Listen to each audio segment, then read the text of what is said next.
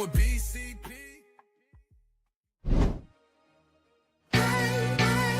Yeah.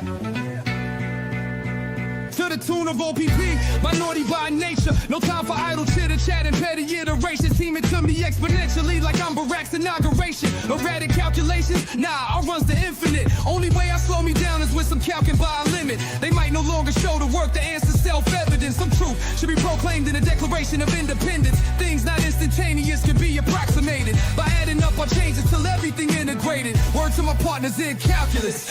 Yo, you down with BCP? Yeah, you know me. You down with BCP? Yeah, you know me. Integral, grind exponential. You down with BCP?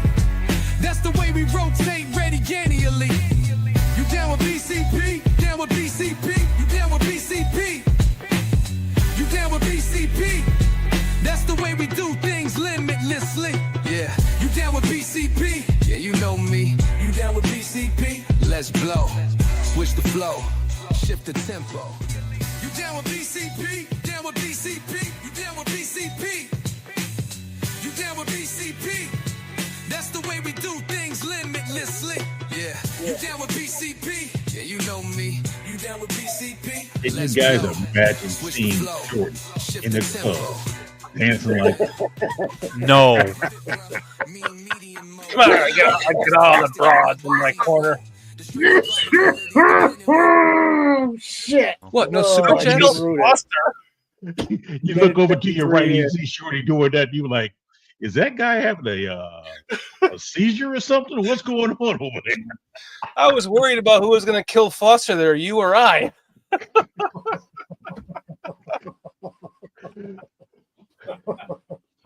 Live from Foster's shitter.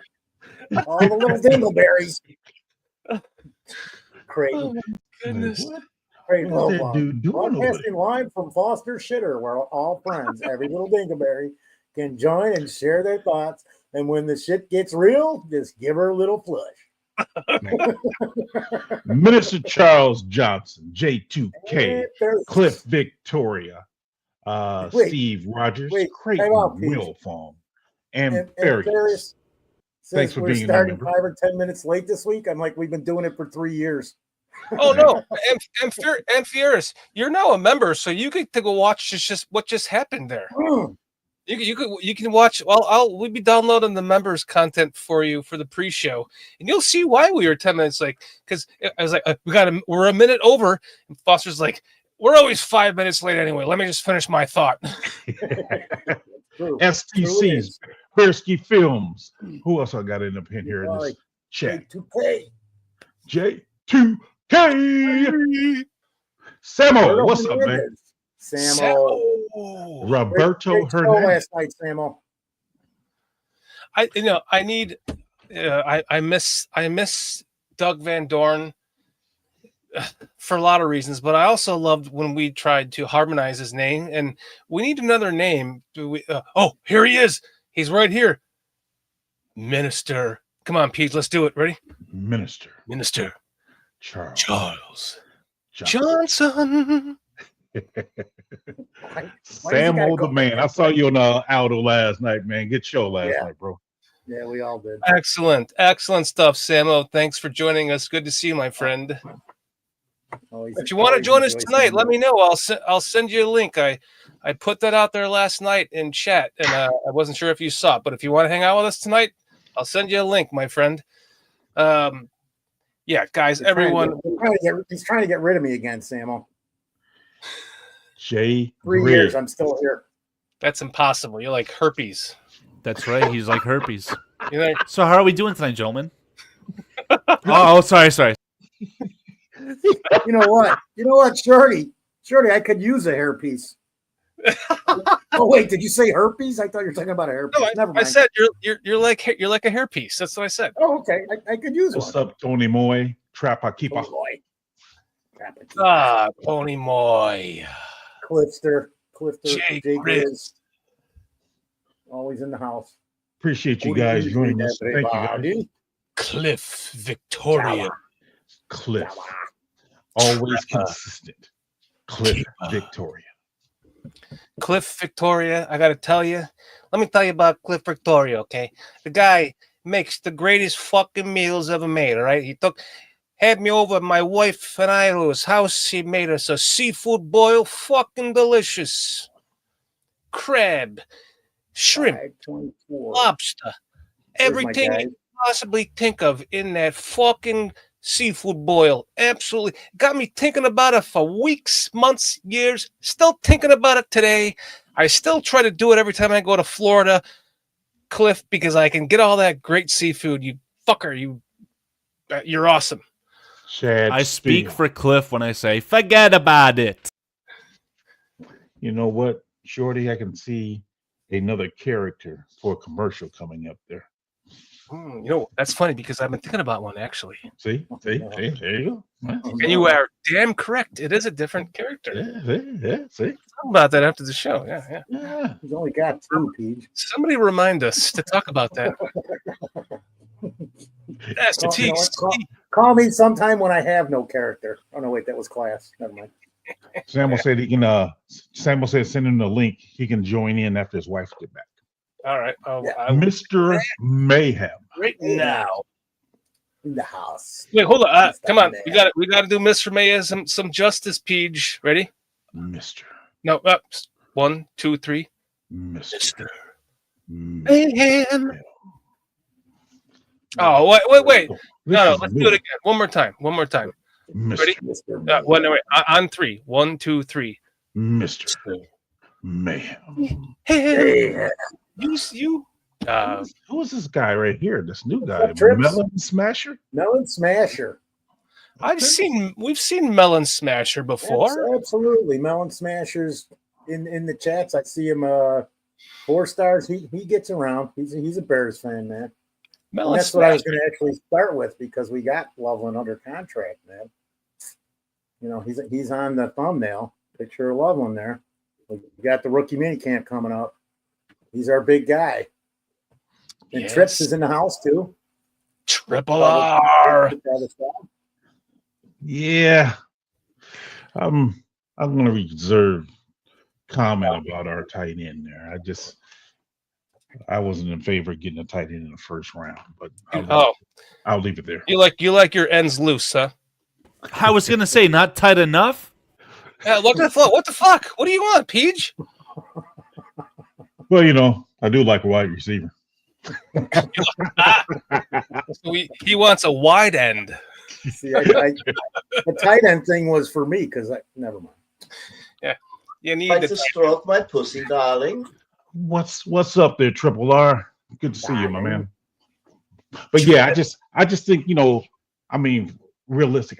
With the whole, you got Laporta in the 3rd round. We could have got a serviceable or good enough It's like, are you talking move tight Bears? end. I just got to say this, man, because this has been bugging me.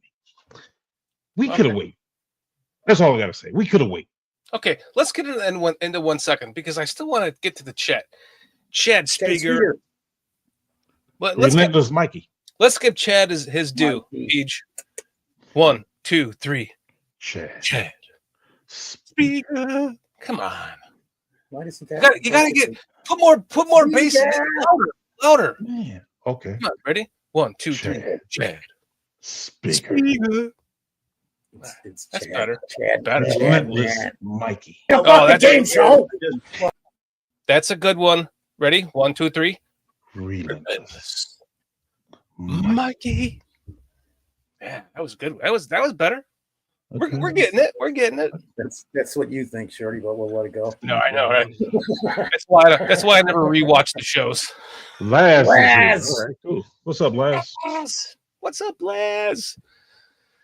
Honestly, Honestly, I got to do some coffee with Laz one of these days, man. I finally got his text from like October. Start some coffee lines. We're in the same hood, man. We're the same Notorious. It's been a while since I've seen you, Notorious. Good to see you, bro. That's a good one. Come on, ready? Notorious. T. Notorious. What's up, guys? We love you guys. Thank you guys for joining us. All of you are so awesome. It's great to see some familiar names back. Triple R, Notorious, TBG. Haven't seen you in a little bit. Relentless Mikey here in and out every week. Love you guys. Thank you guys so much. J2K, thank you for all your help with the draft, man. What a great time we had with you. So thank you, my friend. J2K is an awesome dude. Yeah, I absolutely. can say that for he's an awesome dude. I have a lot of respect for that man. He's a good dude. Absolutely. Squeegee. What's up? Hey, Squeegee, what's up, Squeegee? I got to ask J2K if his ears were ringing yesterday because everybody over at Afro Hunt was talking about him just from the comment. And then I showed everybody the clip that I still haven't pulled it and made it into an actual clip, but I pulled it up on my phone and I was showing them guys yesterday. So much appreciated. By the way, did watch that, and J2K was spot on with his review of it. It was fucking fantastic. It was clearly a lower budget movie. It was what my wife in the 25 years in the big time major motion picture industry calls a guerrilla film. And that means a lot of stuff, she could tell it was, they didn't have permission. They just went in and kind of filmed in there. And that's what made it so special, because those are the kinds of movies that they actually did get permission, though, just so you know. Really, they got some sponsorship from a couple restaurants that were in the movie. Every place, though? Was there like not one place that they didn't go in? Probably not the one mall. Yeah, it looked like there was a couple places that they didn't. The restaurant definitely. I mean, they what she meant by that was, in the movie. Like what she meant by that was you would go in as a film crew, shut the whole thing down, and film, and then leave, rather than just going in and taking advantage of your real surroundings. And it was special. There was parts of the French Connection they did it that in. They didn't pull any permits. They filmed early on. That whole car chase scene, that was real in the French Connection. They didn't pull permits. They didn't have cops out there. There was actually almost an accident where somebody would have been really badly hurt. So I'm just throwing that out there. And I want to say this too. They're running on Z Studios on YouTube. They're running all the deleted scenes tonight for the first time ever. So there's probably another 40 minutes of scenes that were not in that movie. I don't know who watched it, but if anybody's interested in it. Your son was awesome in that, man. He was like, he's a natural. He was a good villain. King. He's been an actor his whole life, the punk. No, I'm kidding. I love that kid, man. He's been acting with you. Right. Right. He's had me fooled for a couple decades already. Buka, what's up, King Buka World? Thanks for joining us, man. Peach, you want to finish your thought now? We can talk Bears. Again, the whole, like I said, for me, drafting a tight end that early, I thought we could have got one who could have met our needs just as much in probably the third round. The only concern I have, like I said, because of Komet not having so many targets last year, where does that put him this year? Plus, coupled with a new weapon beside him who plays the same position. Is he going to get phased out? But those are concerns I have about it. So, well, we'll see. Let me just throw this angle though back at you now. I would hope that he's not going to get sacked 62 times again. There should be 30 or 40 more pass opportunities at least. And then hopefully, you would think that the line's not going to be as bad as it's been the last 3 years. So there should be more opportunity. And we didn't have Ben Johnson dialing up this offense the last 3 years. That better make a huge difference in the amount of offensive plays that we run. If I may rebuttal that, absolutely, brother. I look at it like on the surface, I can see where you're coming from, but Caleb threw the ball more times than any recent quarterback we've had. So it's not like he didn't throw the ball. He threw the ball a lot as it is. And even with all those throws that he made, he still didn't throw enough to commit. Now you got another person who's playing commit's position. And does he get lost in the weeds? Does he get phased out to where we're talking about replacing him next year? That's the concern I have. I think that you are correct, but I think that by the time he's going to be phased out is when a tight end really starts to come into his own and develop. So, in other words, by the time Cosin Loveland is years fully developing into his prime, and he's going to he's going to make Cole Kmet better, is my point.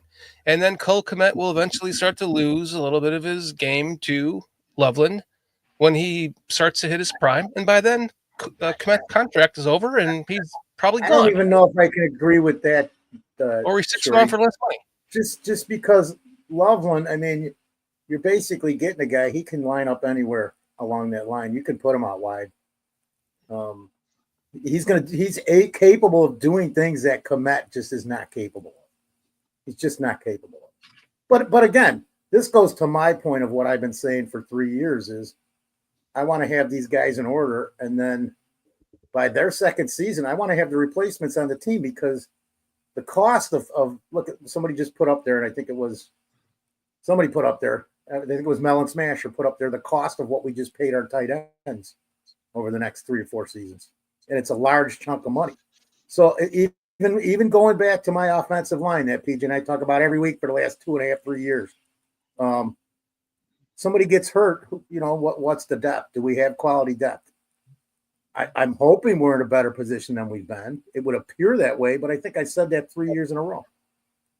So, we're not sitting there. We're not Ben Johnson, man. We don't know what he's dialing up.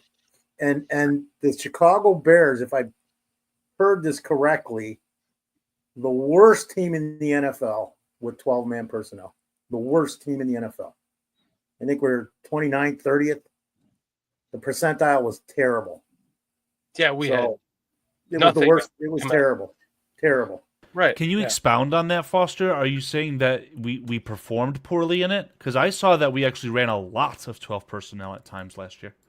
We did run a lot, but look at the percentage of the offense. There's a statistic out. I can't remember it. I think ours was like second or third lowest of somebody's got. I wish J2K was sitting here, because there's an article that I'm searching for. So while you're blabbing, I will try and find that for you.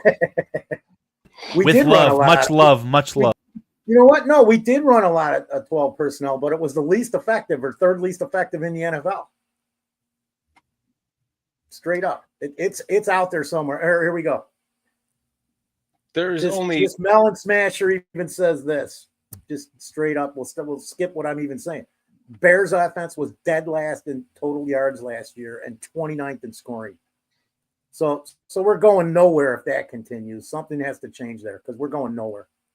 Unless we've got the 1985 or 2006 Bears defense on the field, which we don't. I'm not saying our defense is terrible, but we don't have that defense. Go ahead, Pete. I'll add that we had 3 good wide receivers last year and a good tight end. Yeah. Decent running back. So with that being said, now we got 3 good wide receivers this year, 2 good tight ends, and a decent running back. We don't have enough balls. Pause. We don't have enough balls to spread around to Speak all for these yourself. weapons we have. And that's what I'm saying. I mean, somebody's going to get lost in the shuffle again. Somebody's just going to get lost in the shuffle. But see, we said this. You got to remember, we said this last year. Oh, we got 3 good wide receivers. We got 2 good tight ends. Everybody said they it. got lost. Somebody got lost. Everett wasn't even effective when he was on the field. Wasn't effective. And then we had, did anybody get over 1,000 yards? Wide receivers? I think DJ Moore accumulated 1,000 total yards because he was like a pseudo running back when we were playing our third string tackles. But he didn't have 1,000 yards receiving. Because the ball was spread around, though. Roma Dunze had 730 That's points. the point I'm making. Because the ball's because there's so many weapons, it's going to be spread around. So everyone's number is not going to be what they could be. So therefore, you deflate their value. And therefore, when it comes, they're going to be looking, and when they're seeing lack of success, if it was to happen, the first thing they're going is, well, where can we cut? Because we wasn't as effective as we should have been. But you're not going to have great production because the ball is being spread around. So you're going to be looking to cut somebody or trade somebody or something because of the lack of production. But Peach, why won't we have great production? Because now these guys don't have to play every down because you've got somebody who can come in and fill the position and be just as effective. To where last year there was a drop off. You see what I'm saying? So you get in the fourth quarter and guys are tired because nobody said Don Burr's name 3 times. Why is he here? Don fucking. What's up, Don Burr? I looked over and I'm seeing Don Burr, and I'm like, throw me off the whole train of thought here, you bastard. What's up, Don Burr? Like, he finally came out of his hibernation after losing in the first round with a 15-1 record, and I don't blame you for that. I'm not shitting on you for it, although I would love to because you're an asshole. I'll shit on you for shorty for that, Don. Where the fuck were you for like months? Because you disappeared, dude. Get in here and talk shit. Talk shit when the shitting's bad. Talk shit when you have diarrhea, bro. Anyway, it's gonna be it's coaching. I mean, here's a big one too, Pete, and this is just my opinion again. We finally got a competent offensive coordinator that we've seen what he's capable of doing. You can't say that about any of the last offensive coordinators we had. Even when we thought the dude from Seattle was good and what's his name from Green Bay was good, they weren't what we thought. We've literally seen what Ben Johnson could do. And I'm sure he's going to talk to all these guys and say, hey, look, man, this is the way it's going to work.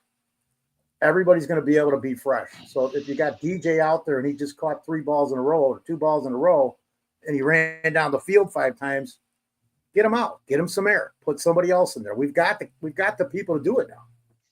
I believe that. Listen, I Burden and Loveland, and I know Allen isn't here, but that should give DJ and Odunze more. Let's just say the ball should go to them a little more. He's not done talking, Carl. Let him. He has these carry-on fucking sentences. Just let him go for another 18 minutes. Just real quick. How many tight ends, as per an average annual basis, are making more money than Colson Loveland? How many? 20. No idea. Like 20, 21 players. That's it. Colson Loveland, on an average annual basis, is the 22nd highest paid. And tight end Cole Kmet, tight end. And Cole Kmet is ahead of him.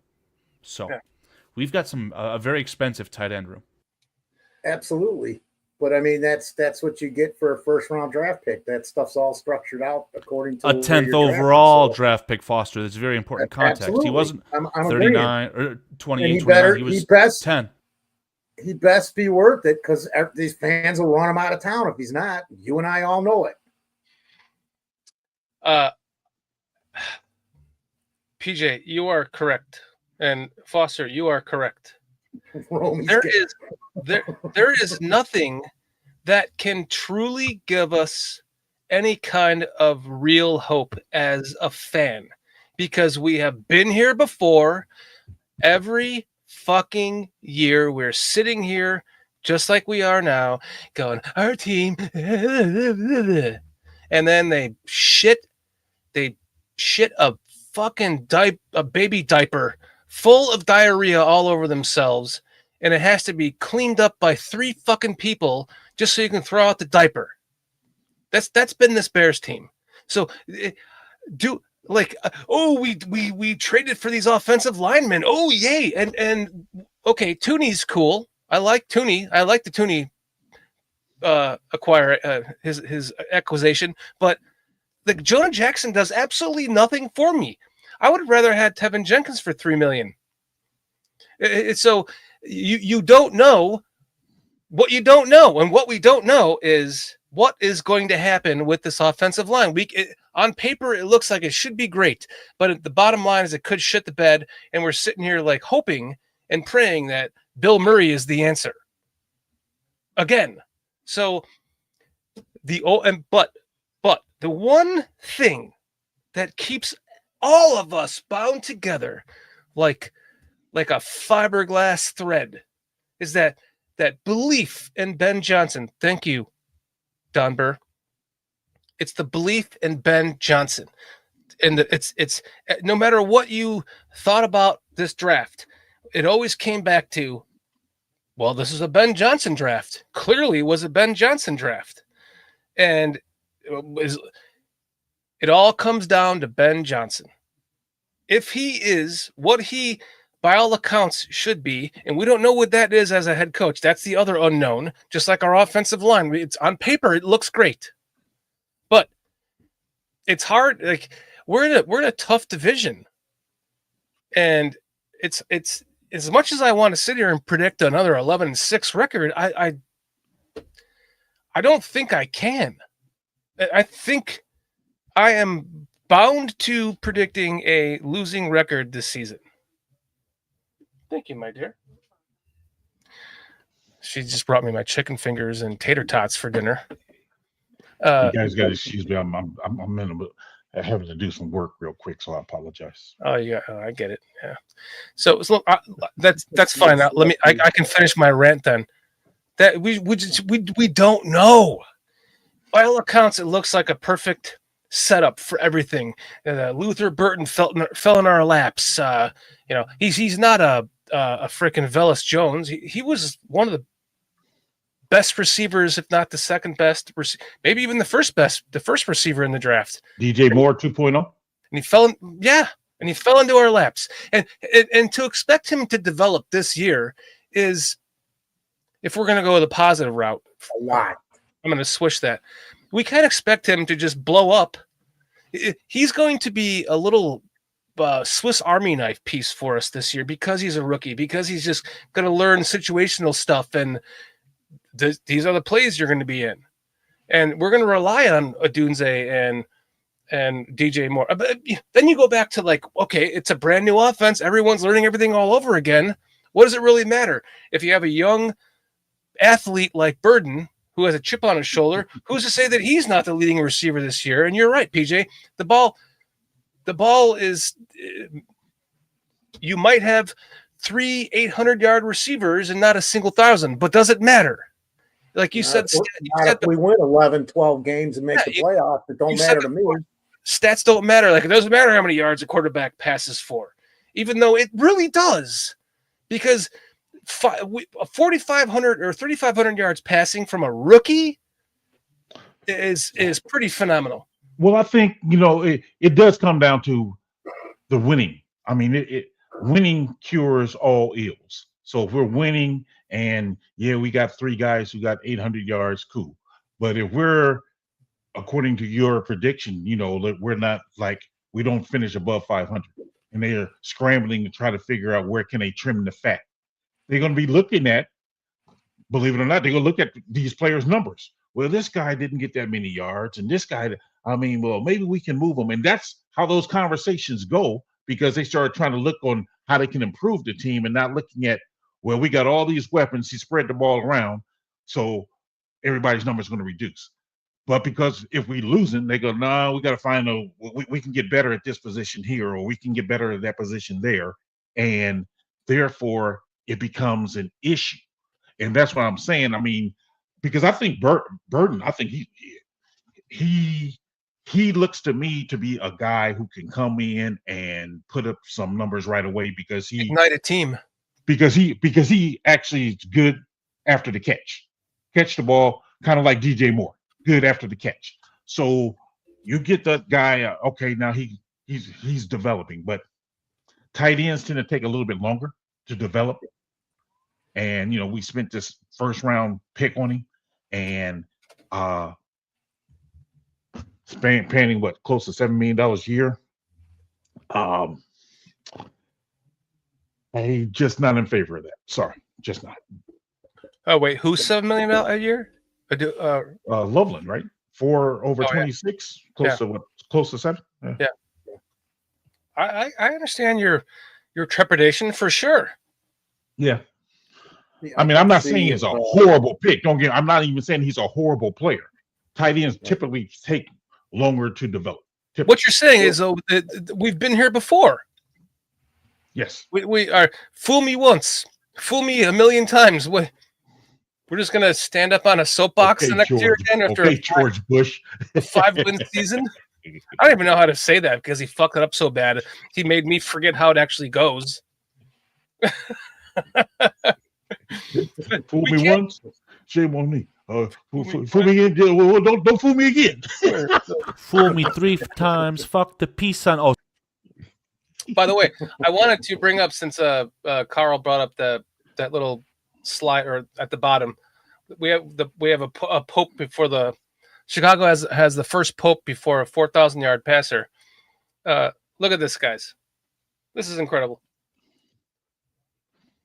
I don't think this is AI. This is Roman Catholic Church Pope. Is a Bears fan. If we literally have, if the Pope ever wears that again, like, you've got to be kidding me. That's AI.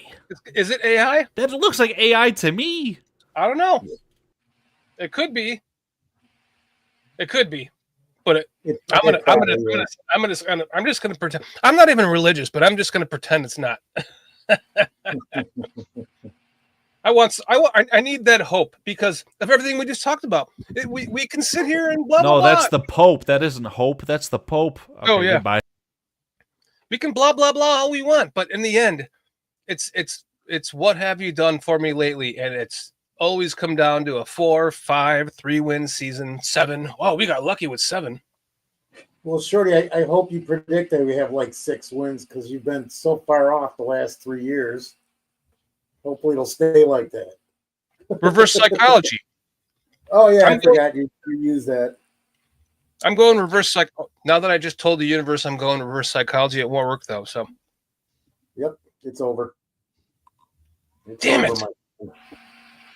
Good night, everybody. We can't even finish. My fault, guys. See you later.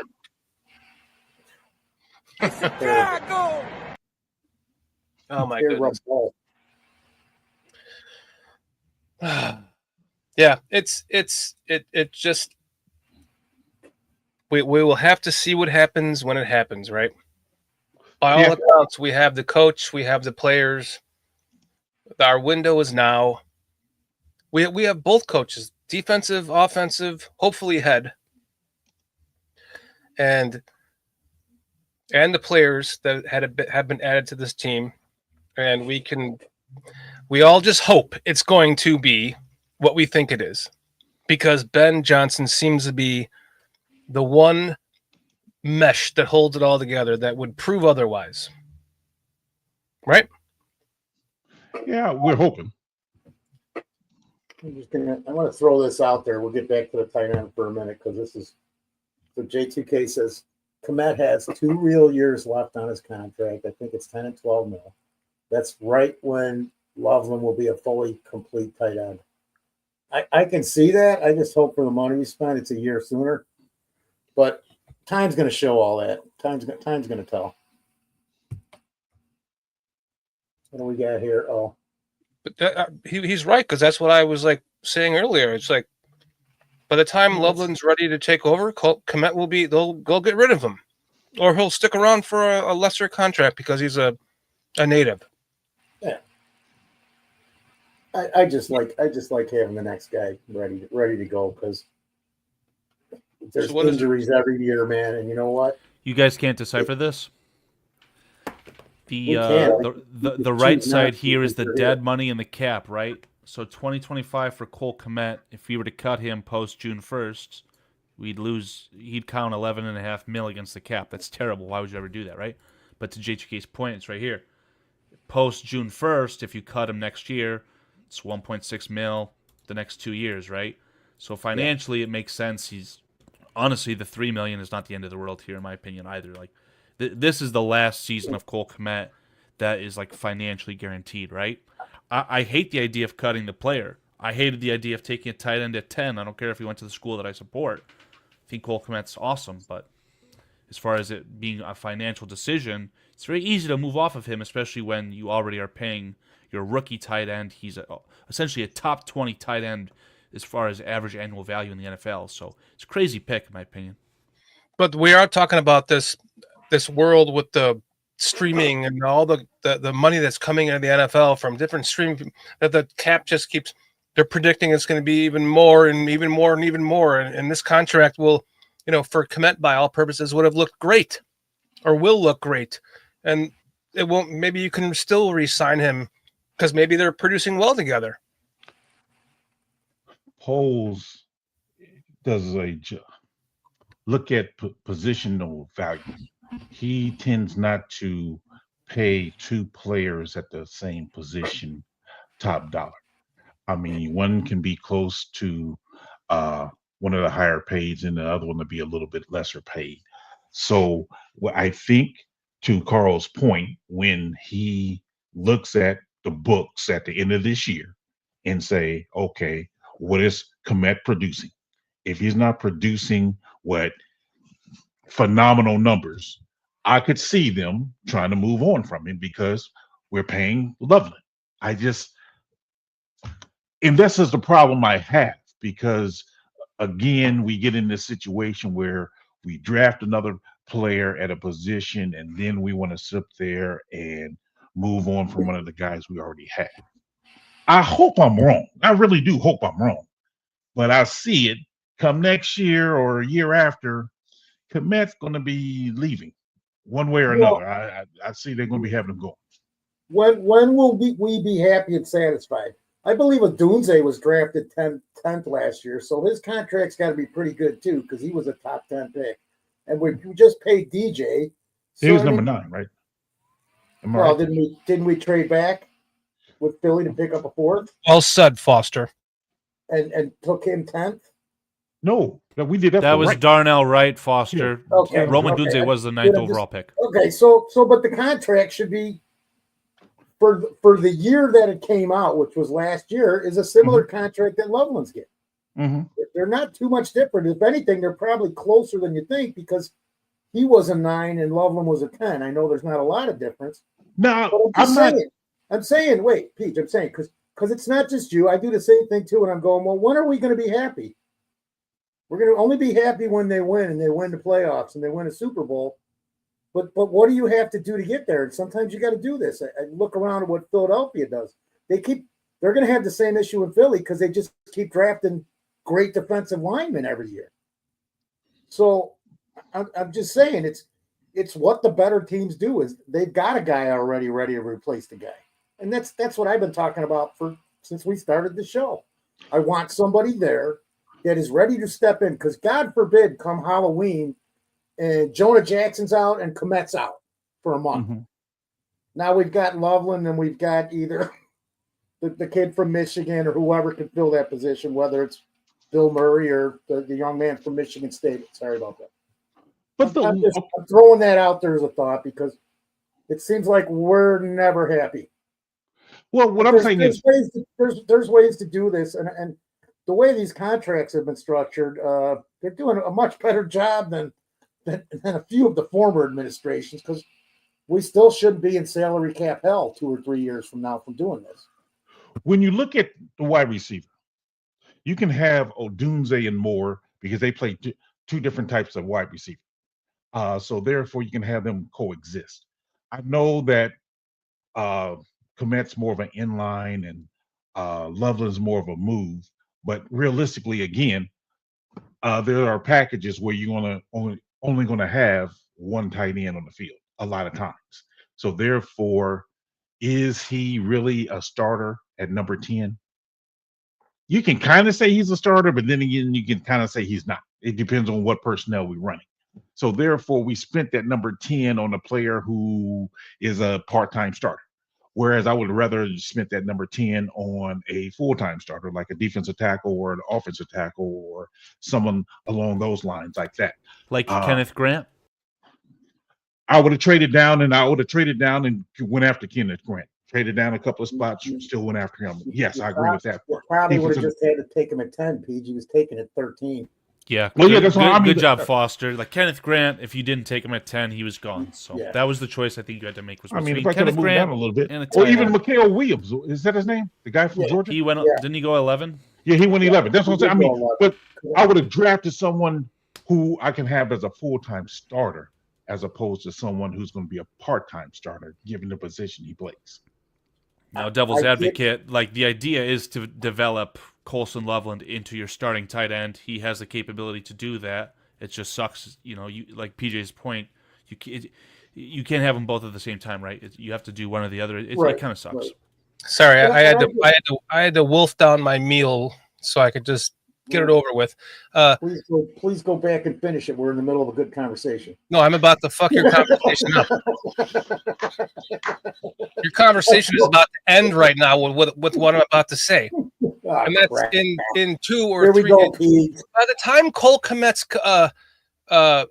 contract is nearing its end, Caleb Williams is going to be getting a new one. So Cole Kmet is just to what you were saying, Foster. Those contracts all look good, and they look better as time goes on. Those contracts are going to look better than they look today. Guaranteed. In 2 years, they'll draft another tight end, hopefully, that will replace Loveland, and so on and so forth. Because it's once you start paying that quarterback, which is, we got 3 years left, man.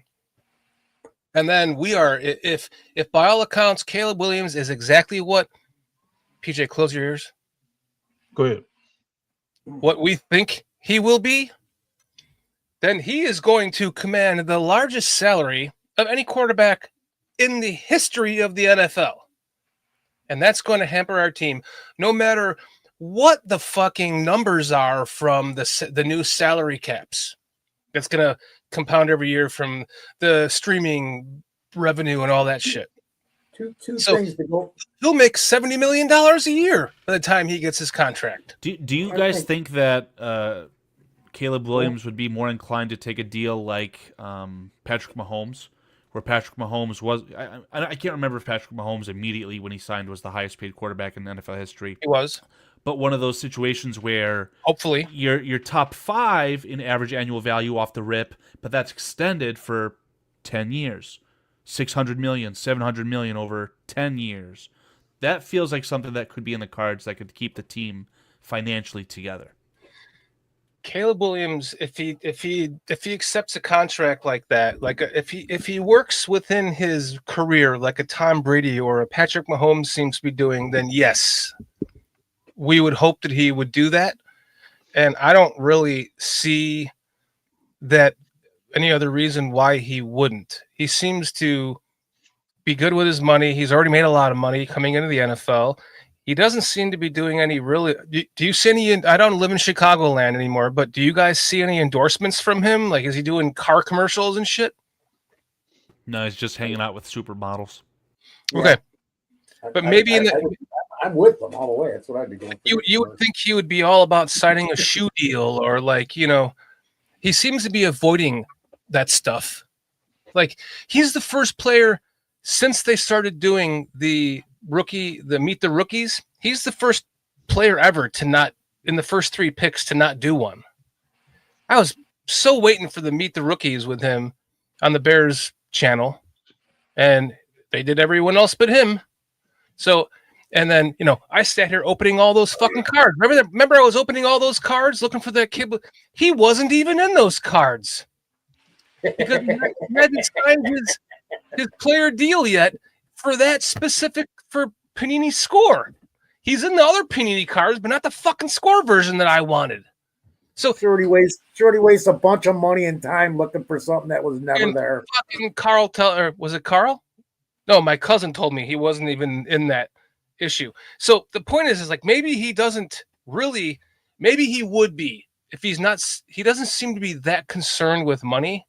So maybe in that, when that time comes, he will take a deal that does not hamper the team and can keep it moving forward to get him there's no other way to get 8 championships if that's his goal. You can't take 20% of your fucking team's salary, no matter what the salary cap is. Hey, John King Bravo Stocktone. How you doing, man? Well, I could have kept going. I thought I was segueing for somebody to take that over. Well, I was just going to go back and say, hey, Pete, remember what we were talking about before he came back? When we were talking about drafting Graham and stuff, because we kind of never finished that. What? No super chats? I think we got some good problems. Just because our offense has been miserable consistently. The defense when people are healthy. Wait. What year? What year? Yeah. What year was our offense that bad? It's. I'll just pick the years that are good because those are a lot easier than to pick all the years that they're bad. You want me to, what year do you want me to start with? I can start in the 60s and give you the offenses that are terrible. I don't even want to hear about that. 85, 2014, 2015. They were okay in 2006. Yep. Yeah, we're okay. Then they were into the 90s. There was a couple bad seasons with it. If you go back and look, they scored, but that's not what we're talking about. See, they're putting up 97, 98. But with the defense though, Peach, I could see it because when I even said it, and people when I said take Grant at 10, people are like, "Oh, you're taking him too early. Why are you saying 10 at 10?" And I'm like, "Well, he went 13th. Well, they overdrafted him." I'm like, "Well, you're not going to get him. You're not going to get him at 18 or 23 or 30 like people were thinking." Right. So okay. So our defense, we pretty much have a good idea of what it is. We've seen it since. Let's just go from the time Montez Sweat came over. Because it's had its ups and downs. You know, when Billings went out last year, they just started running all over us. It appeared anyways.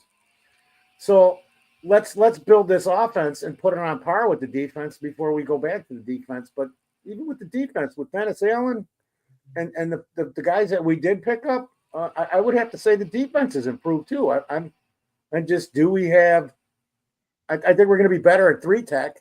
My still concern is when Billings isn't in there, how are we going to be up the middle at 1-tech there? Because I don't know that we've addressed that position. And that was why I wanted Grant to just pluck him in there first, and Billings was going to be his backup. But let's bring the offense up to a level that the defense has played at for a season and a half here, let's just say. So that puts the team on more of a par to grow together where they're both improving. And the offense was way behind the defense to a certain extent, half of last season and the season prior from when Sweat came over. I just want to get back to that before we lost it, Peach. I don't know if I make any sense, but no, I mean, I get what you're saying, and I really believe that. Wait, are you sure he's done, Peach? He might have super chats.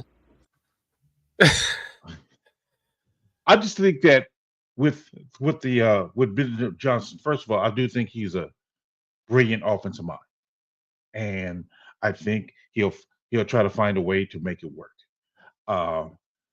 That being said, though, I just cautiously optimistic, especially being the draft pick at that particular time. But I hope it works out. I mean, I do. I do hope it works out, but I've seen this show too many times recently where we drafted a player and then shortly thereafter we were getting rid of a player instead of building on to what we have, where it's like drafting players to replace players and replace players that we think the general fans, I guess, think, man, this guy can be a building block and, we can add to the room as opposed to replacing somebody in the room. And I just fear that Komet will be replaced just when he started hitting his stride. And I say hitting his stride in actual real play, not necessarily numbers wise, because numbers will go down given all the other talent around him. So his numbers will go down. I know that. I hope the Bears understand that and not want to get rid of him because of it, because I still think he has room to grow and reach his prime yet. I get that.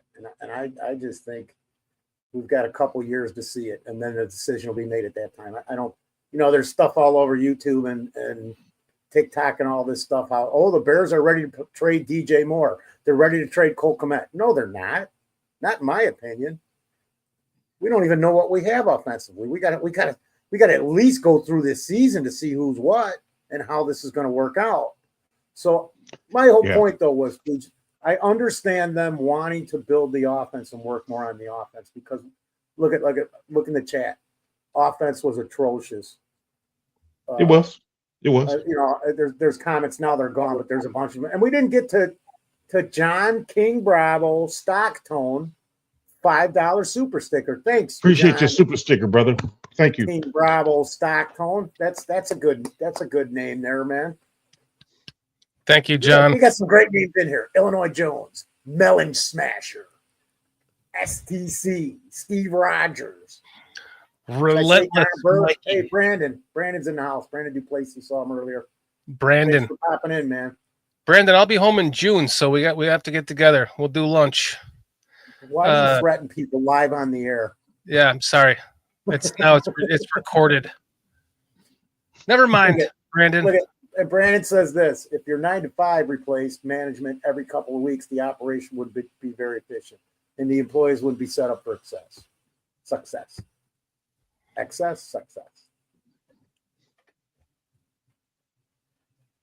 Okay, that's the show then. And that's Arthur, you have adopted this way of like finishing a sentence and then not finishing a sentence and then finishing it's like you're segueing in for someone else to talk, and then I start to talk, and then you're not done, and I just sit there and wait, and then you're done, and then I'm not done.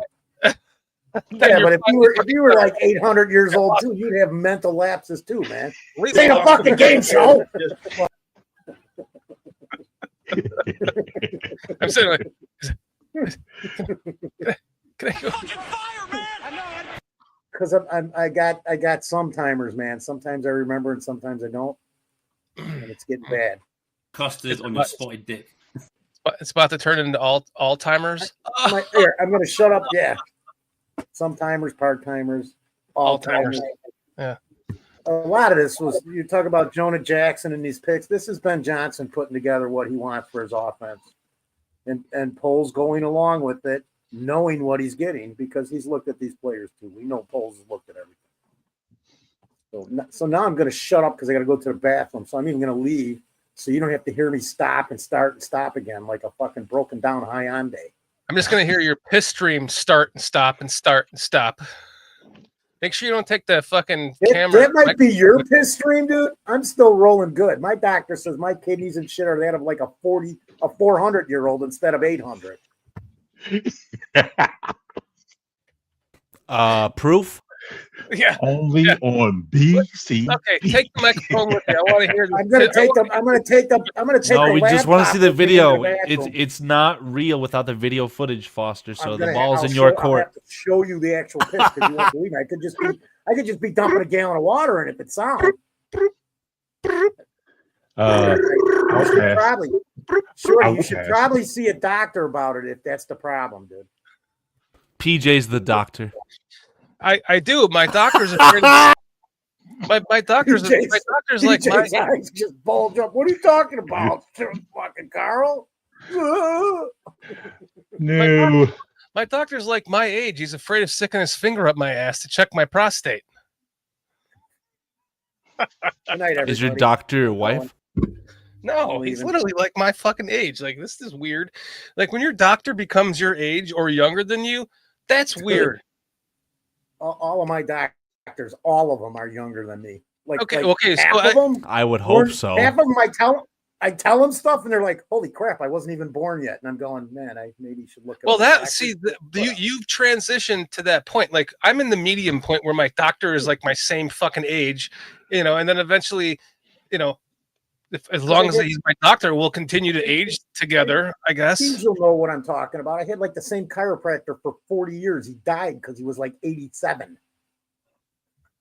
My rheumatologist retired because he had been doing it for 40 years. So it's going to happen to you. It's a different feeling when your doctor passes on and you go see your doctor, and they tell you that he passed on, and you're like, well, if my doctor passed on. Right. No one gets out alive, Peach. No one gets out alive. Agreed. Yeah, that's true. Agreed. What's up, Illinois Jones, PZ? Who else is new in here? Thanks Foster, for joining us. Why would you do that to me? What happened to Foster? He just disappears? He tried to replace himself with me, but I'm busy. He's going to take that piss. Sorry. So we can finally talk now. What was I saying? What the hell was I saying before you left? FGB. Fuck Green Bay. Yes. Let's just give a fucking random fuck Green Bay in the middle of a show. Fuck Green Bay. Where's it at, Carl? Fuck. So what is your one sentence answer for the draft? I am confirmed biggest Josh Blackwell meat writer on. Shit, fuck Green Bay. Thank you. I had to. You are you? Yeah, he's still. Well, they just re-signed him. John, another $5. John King Bravo. This was a Ben Johnson pick. This is exactly who he wanted. Let the man cook. This wasn't the scout team. Yes. And this kind of goes to what we've talked about, that the coach does have an influence in the draft. He's going to be telling the GM who he wants on his team. Matt Eberflus was a dork and didn't get it right, and he influenced some of what Ryan Poles did. I'm not going to shit on Ryan Poles for that. So, I'm not good. I'm sorry. I'm sorry. Go ahead, bro. No, I was just saying I'm not going to shit on Ryan Poles for that, and I love what he. I'm done because I don't want to talk about the rest of what I was going to say. I don't call him dorks. I don't necessarily more prostate massages. want to crap on him for the draft. I wasn't overly enthused about the draft, so my one sentence answer is more of a question. Do we have a starter? Do we have a day one starter in this draft?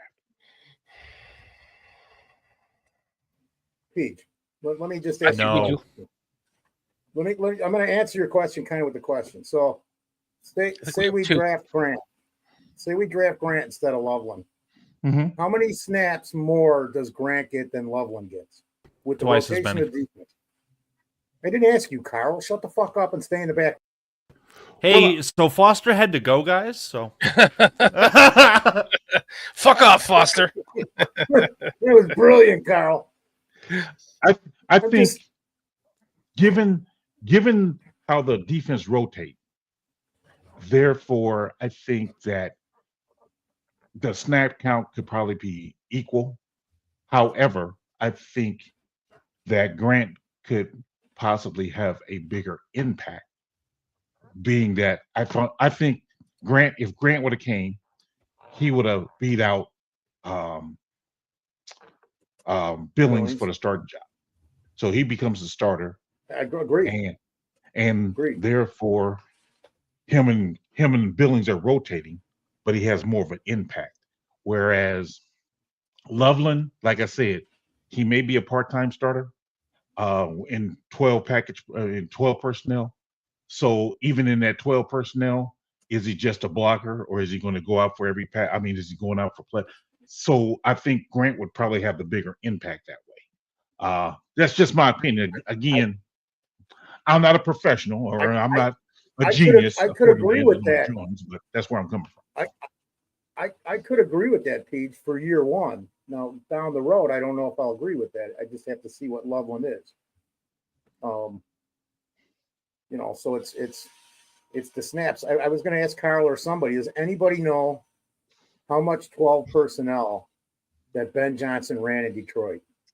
Yep, I'll throw it on the screen for the second time. There we go. Wasn't it 30% or something? I didn't know that was Detroit. I thought you had the Bears 12 personnel from last up there. Did you have both? No. Well, so we should definitely acknowledge Jay Grizz because he gave us his hard-earned money, Yes. and obviously his time is a lot more valuable than that, right? But this is from our good friends Grizz.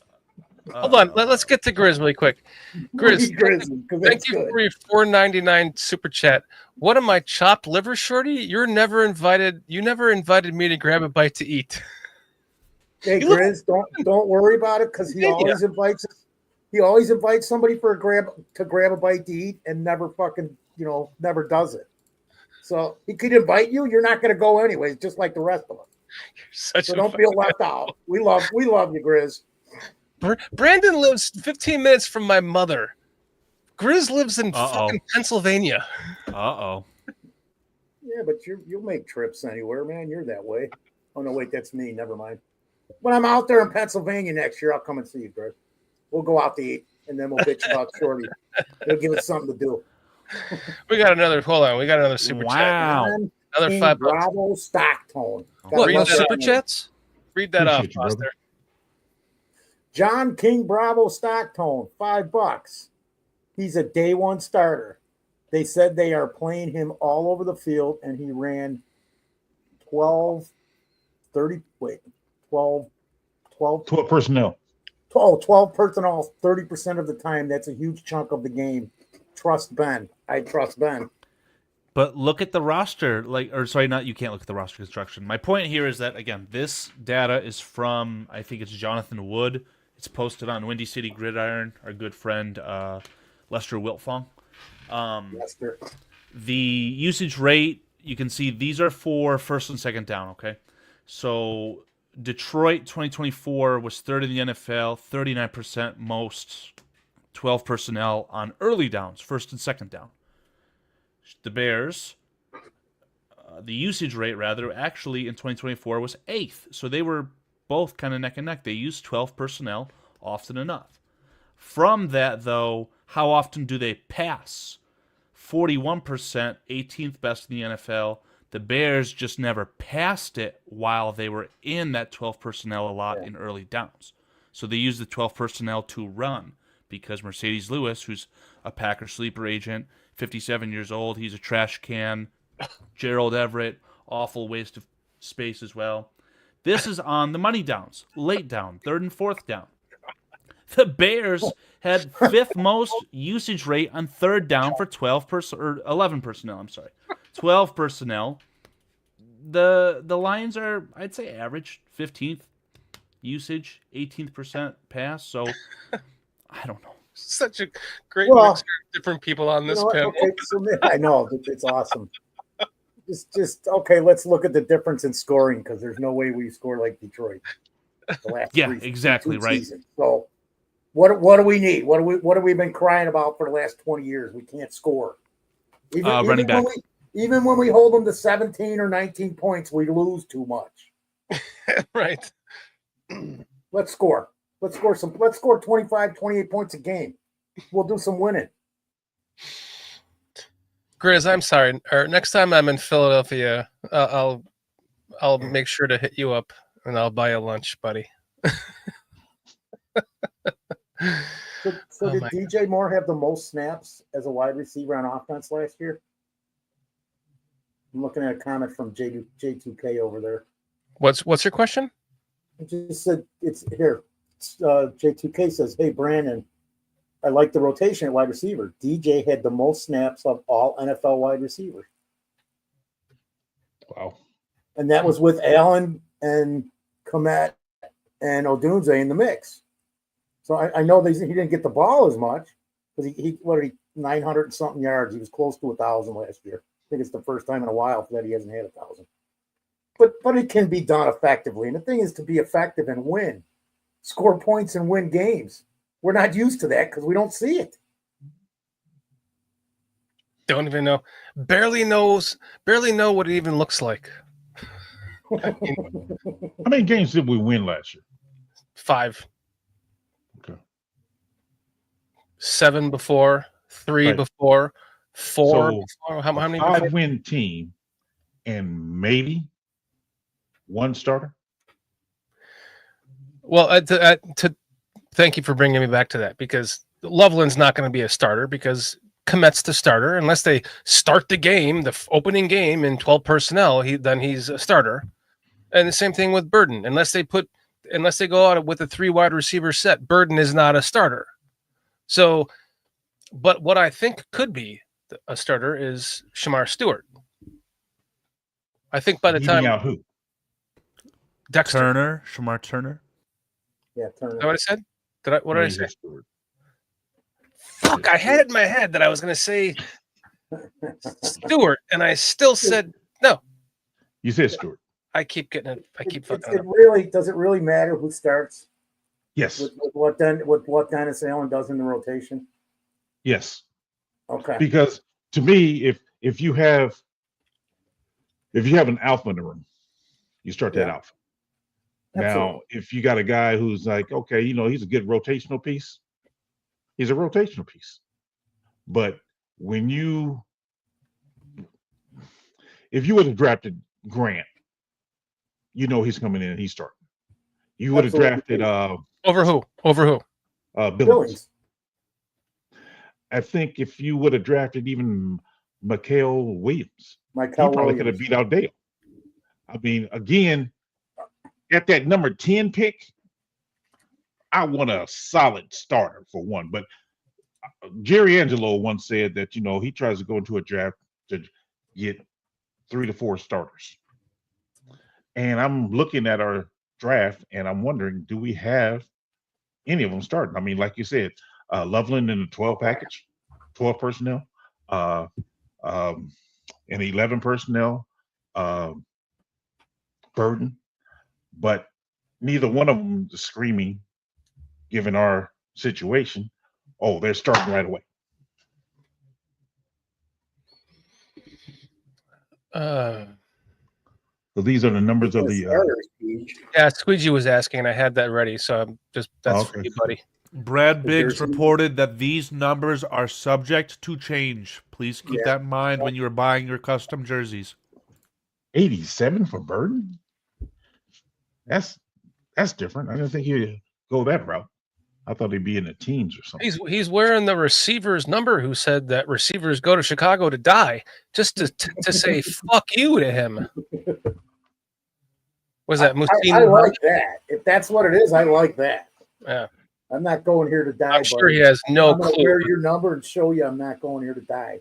I'm sure that it's not true at all, but that's pretty serendipitous, if so. I like your theory on it. Yeah. I think this, because you were talking about getting starters, Pete. People are going to laugh, and I don't care. They can laugh. Magan guy, I can't even say his name right. Manan guy. Yeah, they're called women. My non-guys. My non-guy. Yeah. I got a bunch of them in Wisconsin. I think he, and I haven't even seen him yet. Only what I've seen of. There's like an hour and 2 minutes of his highlights on YouTube. It's an hour and 2 minutes long. That's how much footage there is of him. Yeah. I think he should be starting over Swift, and Swift should be the change pace back. But that's me. I can't disagree with you. I'm just saying. But to the starter point, do you think, PJ, let me ask you, do you think Javon Dexter is an alpha dog? Undetermined. Not yet, no. If based on what you've seen just on tape, I know he's a rookie, but do you think that Shamar? Huh? Oh, I'm sorry. Go ahead. Do you think that Shamar Turner? I have not seen enough of it. No. I have to question myself every time I'm saying it. I thought I said Turner last time, and I said Stewart. I thought I said Turner. Okay. I agree with Cliff. Dexter is getting better. Yeah, but he didn't come in as that guy. You know what I mean? Right. He's the alpha dog. Yeah. If I had to take the two players on the field and the two personalities and just make a judgment off of who's an alpha dog over Turner and Javon Dexter, I'd say Turner is. Just based on dog mentality. I mean, do you see it in film? Is that what you're saying? Yeah, I see it in film. In the film, if I look at Turner's film coming out of college compared to Dexter's coming out of college, Dexter seems to be the same player that he was in college. He had some moments. He flashed some power, but he does not have a quick burst off the line. And he kind of correct me. I'm going along what you're saying. I thought I heard somewhere they said Turner and Dexter had the same defensive line coach in college. I do not know that. I didn't know that.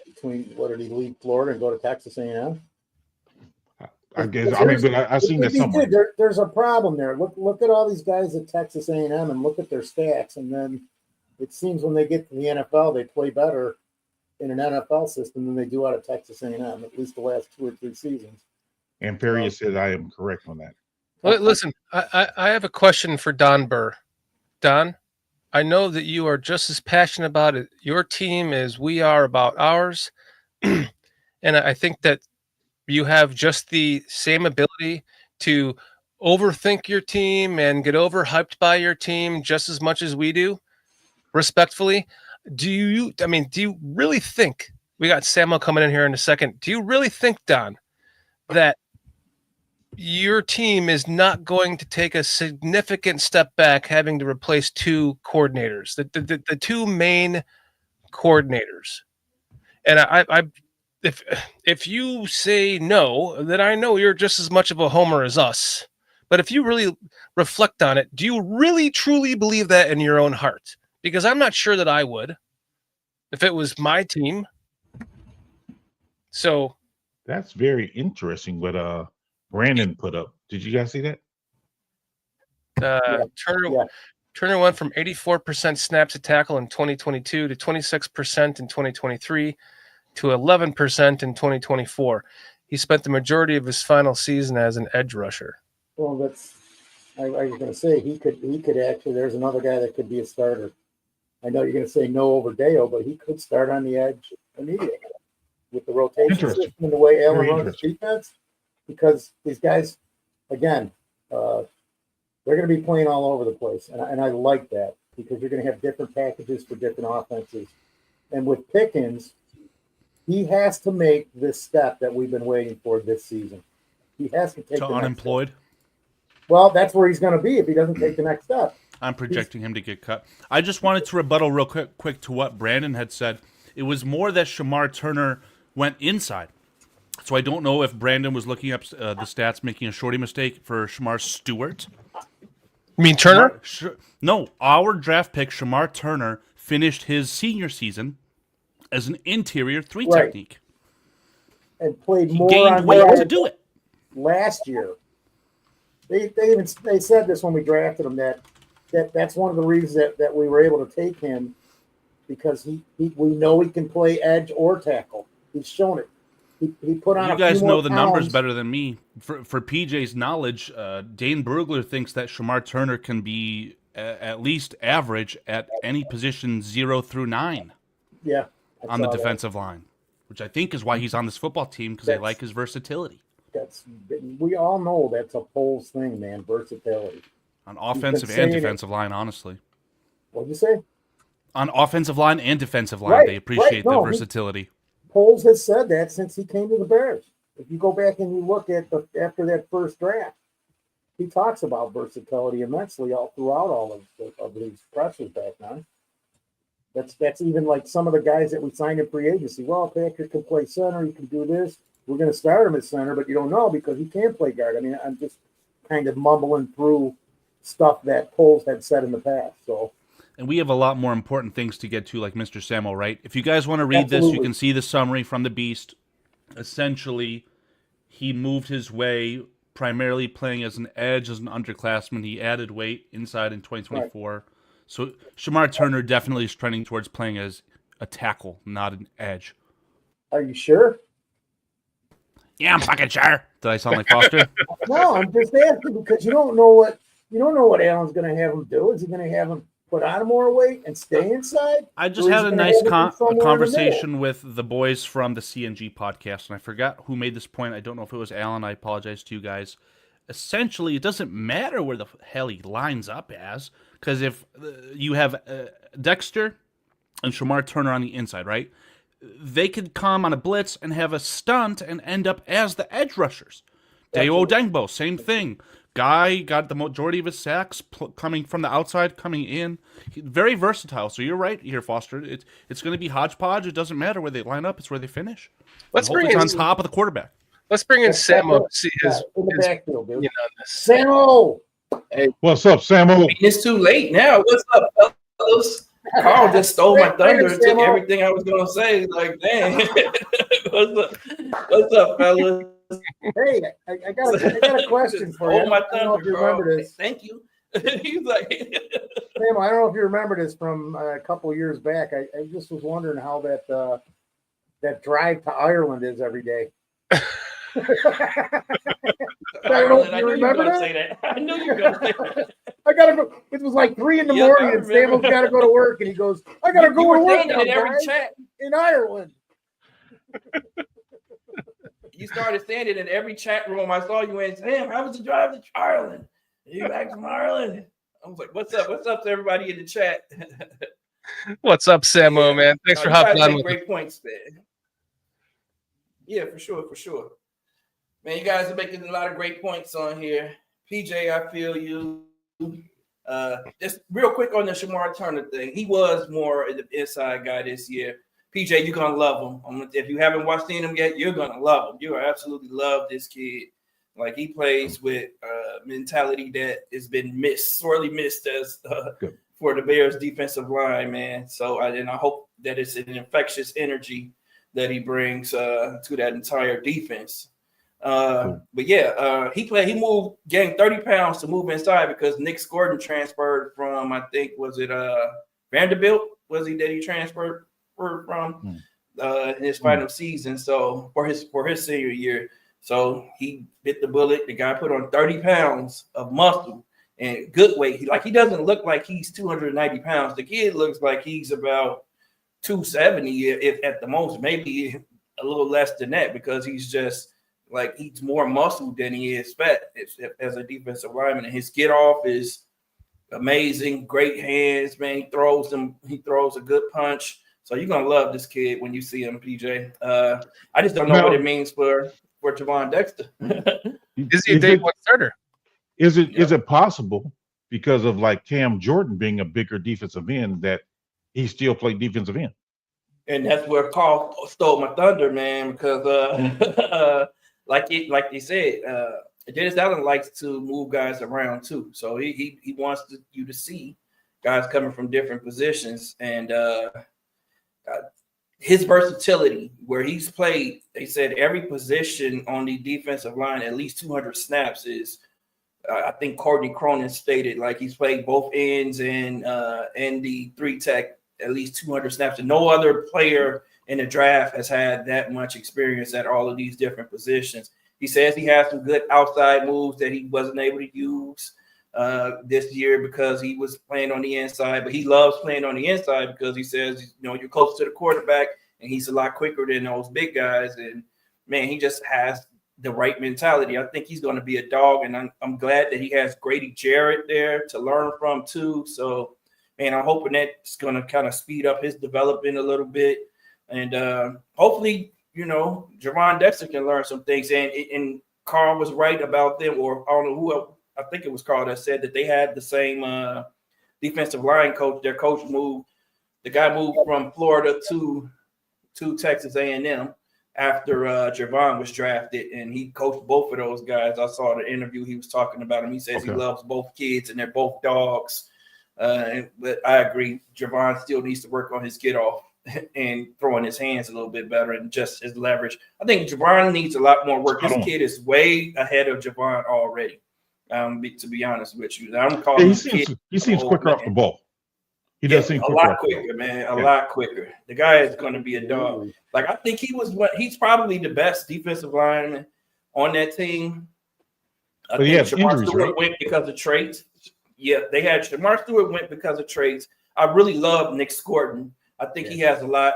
I think he has a lot of potential. He learned to play the run really well this year. He was just a guy that seemed like he was doing a lot of the dirty work for them. But this kid, I didn't think the Bears would be interested in him just because of his mentality. Like, he had like 7 penalties over the past 2 years, got kicked out of a game for kicking the guy in the nuts. He's done a lot of, he has a reel of dirty plays that he's had over the past couple of years. So I didn't think that he would be, a Bears type player simply because of that. So I just moved on from him. Like, yeah, we're too soft for that. Poe's not going to even think about drafting this kid. But lo and behold, surprise, surprise. You made a great point too, Samo, because I just was asking if he was going to be a day one starter. I totally forgot about Grady. Jared. Totally forgot about him. So, all right, Foster, go ahead. No, I can't remember what I was going to say now. So screw you. All right, cool. I'll keep going. He plays the super chats. He plays the same position as Grady, if I'm wrong. Yep. Yes. Okay, so there's no way he's starting. No, he's not starting. Grady Jarrett's going to be the starter, but who's going to come in? Is he going to come in right first, or is Javon Dexter going to come in first? Because a lot of people think that it's going to be Grady Jarrett and Javon Dexter. I don't think so. I think it's going to be Billings and Dexter to start the game, because Billings is that run stopper, and Billings also has a lot to offer as a pass rusher when he needs to. But we need Billings there. I don't want to put Javon Dexter in the position of nose tackle when he lost weight. I think he's like 265 now. Yeah. What? So this, he lost weight last summer. Who? Yeah, he got down to like 265. Dexter? Yeah. Dexter said he came into camp or whatever it was at 300. I'll pull up the tweet. Oh, it was 300 last year? Oh, I thought he said. I don't know about last year. I'm saying, like, we saw pictures of him this year. I know that. This year, we're referring to him good. being That slimmed means down, he put whatever. something back on. He's 300 right now. Good, yeah. So then he can play some nose tackle then for us too then. And Dexter, I think Dexter, like, all of his sacks came last year when he was on the move. Like, being athletic and moving around. Like, he's not, and people was trying to say that he's as good as what's his name in Philly that we passed up on.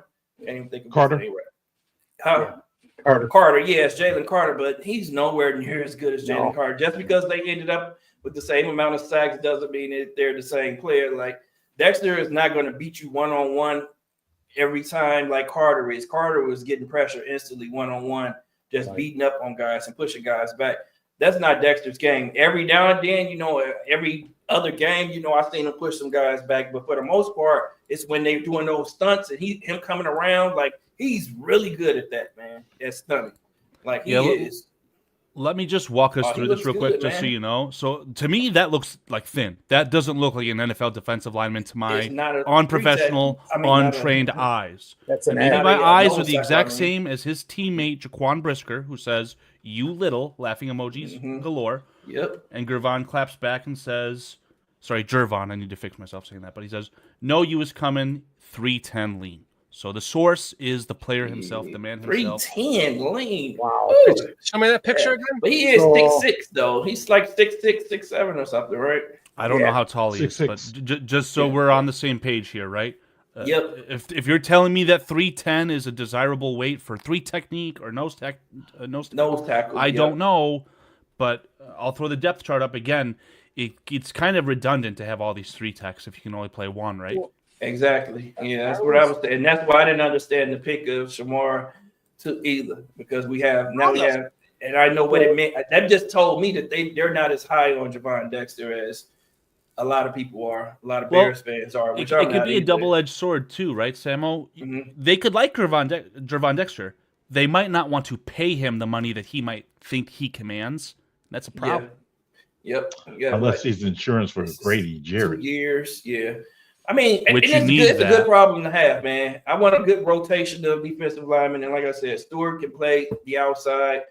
I think that Dexter can line up on the outside and stuff back inside on some plays too. So, and they said the same thing about Odangbo. That's the other thing that confused me. They kept saying, Odangbo has a lot of value when we move him to the inside on rushing downs.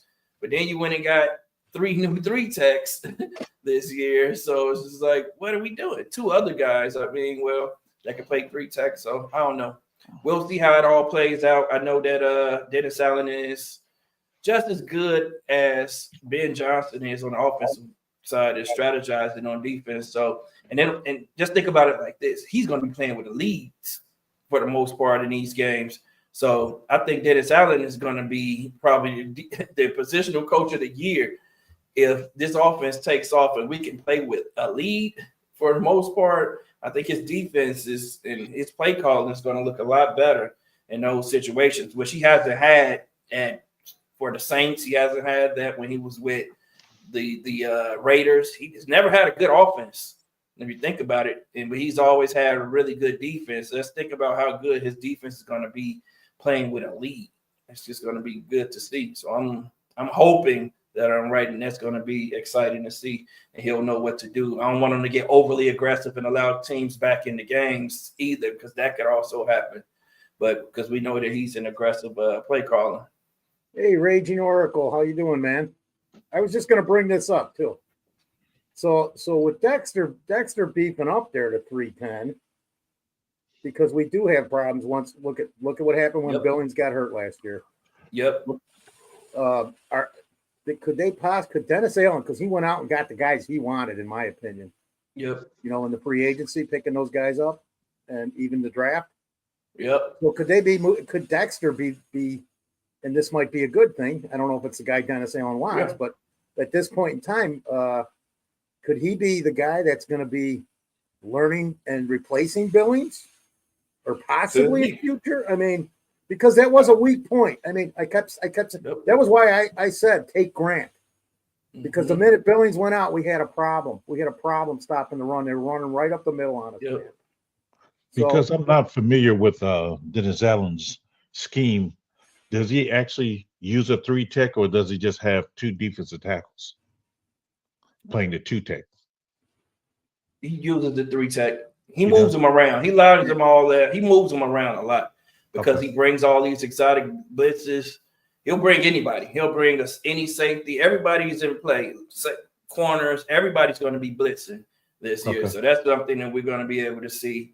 Everybody's going to be able to get an opportunity to blitz because he likes to come from different places. So that's why he puts the defensive linemen at different positions, and which is going to be harder for defensive linemen too, because they have to go out, and it's not as easy, simple as it was in Fluke's system where you just know where you're going to line up and then you just know this is your gap. Now you got to see the formation now and know where to line up based off the formation so that you open up the right gap for the blitzer that's coming behind you and stuff like that. So defensive linemen are going to have to be a little bit smarter to play in Dennis Allen's defense. So I wanted to throw this out there because I just caught this while you were talking, Samo. He says Dexter's not beefing up anymore. They didn't tell Dex to beef up. Who's saying that they did? I wasn't saying that they did. I said if that's the case and they wanted him to beef up, would he be the guy coming in for that 1-tech position, the nose tackle? And then it says, I'm telling you, I was with him last week. They didn't tell him to do that. And we're talking about Dexter right now. Right. So I know that they didn't tell him to do that. We're not saying that they told him to do that, but he's bigger than he was last year. Last year, he had gotten a lot lighter. And now he's saying he's 310. So, you know, he obviously felt like he needed that weight, that girth back, because he was getting pushed around in the run game last year. Pause. He was getting pushed around in the run game. Well, he was inside more. If you go back and look at his rookie year, I think he played 26 or 28% of his snaps. He played on the edge rookie year. People forget about that. Yeah. They forget about that. Yep, you're right. I just thought, I was like, man, if this guy slims down and he can, it's like he got in such a habit from playing in Florida where they had him like a delay step because he was playing in the middle of the line. Yep. It's like he can't get out of that habit. I don't know if he can't or if it's coaching or if that's just who he is. So that hopefully Dennis Allen works this out to the advantage because he will take advantage of each and every one of these guys for what's best for the team, man. Yeah. And then there's a name we haven't mentioned. J2K brought him up because Dom Robinson is beefed up this year. You know, he's probably one of the odd men out. Him and Pickens, I don't know what they're going to do with them, but I don't know if he did one of those guys. Cut Zach Pickens. Well, they're looking like practice squad guys to me. Yeah, that's going to be a Dennis Allen thing. You know, I've said this too before with regarding some of the offensive stuff, but I'll say it with the defense either. We don't know what Dennis Allen. Maybe he's got another plan and he knows stuff that we don't know. You know, like, well, why didn't we go after this guy or that guy? Well, maybe Dennis is saying we don't need to go after that guy because I got him on the team. I just got to change a few things about it. But I like to throw that out there because we don't know. Only Raging Oracle knows because he was hanging out with Dexter. Right, because he just told Kyle, when he just told Kyle that he wants him to learn safety and he wants him to learn outside corner a little bit more too. So, you know, we don't know where he wants to line these guys up. And I think it was King Buka, shout out if he's in the chat, who mentioned yesterday on Aldo's chat, the linebacker they drafted, his name is slipping my Ruben Hippo. Maryland.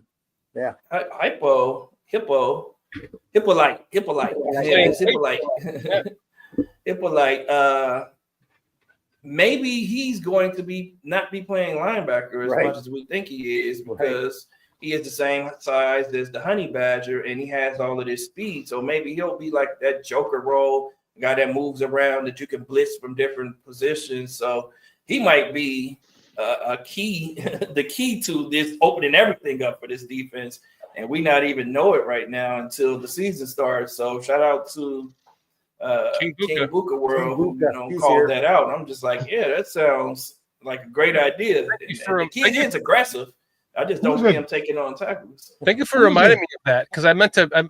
He said that in Sports Zone Chicago the other day, and I was like, I'm going to promote the shit out of that and give you credit for it, because he made a great point. Great point. Who was that linebacker we had a couple of years ago, number 45 that we had drafted? Oh, he went to the white dude. He went to the Raiders. No, that was number 44. Oh yeah. 45. We got him in like the 4th or 5th round. I forgot his name. Not Noah. No. I mean, not Noah. Not Noah. This was maybe it's more than a couple of years ago. Maybe it's about 5-6 years ago. Number 45. He was making plays in the preseason. Was he making interceptions in the preseason? That was one guy. I cannot remember, PJ. I'm going to look it up. What was his name? You talking about last year? No. About 5 years ago. I will not let anyone beat me to this. Can I see the years here? No. Joe Thomas? No. Braylon Addison? No. I've got literally all the players to ever wear the number 45 for the Chicago Bears. Are you positive it's 45? No, it was 45. I know that for sure. You're positive? Yeah. Okay, well, here's your list of players, PJ. It's got to be one of these Jags. It's got to be someone. Ogbongbemiga is still on the football team. You got Joe Thomas. Iggy? Yeah, you probably think of Iggy, right? Iggy, that's right. Yeah, he was such a bust. So terrible. I'm going to leave, but yeah. The doctor. he was going to school to be a doctor. Hippolyte kind of puts me in the mind frame of him. Nah, man. Hippolyte can play. I just couldn't see him playing linebacker and I couldn't see him playing middle linebacker. He was saying that they were telling him he could play middle linebacker in the NFL. I'm like, that you're 5'11" and some change. You're not even 6 feet tall. And like you have the speed. Like I'm offensive line, they're just gonna run right at you, every time. So I guess can't see that happening. Couldn't see that happening. Him stacking and shedding. No, that's not happening against NFL players. But he can play. Now the guy is a downhill dude. He comes and he hits and he plays with the right mentality. I just can't see him lining up at middle linebacker and being effective and holding up the entire year. Like he's gonna get himself. They're gonna get him hurt trying to put him at that position. He's gonna play some box safety in certain situations, man. Exactly. Come up and defend that run, dude. That would be. He got the speed. He'll shut some of that shit down in the backfield. That maybe what's the safety we drafted? Brisker. Mm-hmm. Brisker, because he keeps getting hurt too, man. That's another problem. Brisker. He plays like Brisker, but he's bigger and he's thicker and he's quicker. Probably even meaner than Brisker is. Yeah. I love that idea. Yeah. I want to just quickly. I starred this because. Are you guys reading this the same way from Don Burr? Go ahead. Shut up, Don Burr. I have a question. Since Detroit offense was so bad before Ben Johnson, what happened versus Washington? He was calling plays, right? And my response to that is, Don, as a fan of your own team, you should know that your defense was destroyed. You were on your 8th fucking player at most positions and guys off the street, and you were just giving up points. And Ben Johnson scored enough points to totally win that game. The defense was just murdered. Then he says, after that, he was saying that, so go to the next one, Carl. Who cares? This isn't a Detroit Lions show. There's got to be a Lions podcast somewhere, Don. Go find it. So Ben has everything in Chicago. Or make one. He needs now. Let's see who has more wins and better record. Then we'll all stop yapping. Listen, Don, you're the one yapping.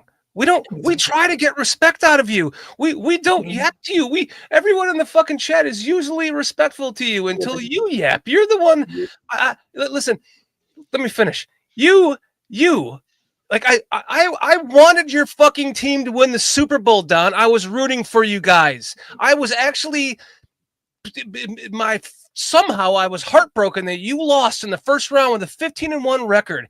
And God forbid you did win the Super Bowl, because you would be in here for eternity being the biggest fucking dick.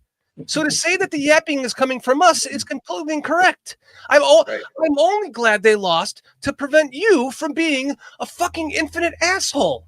So we only wanted you haven't even been around for months, and now you're coming on here and actually, let me finish. And now you're coming on here and you're actually like being respectful. I appreciate that, because that's what we've always tried to be to you.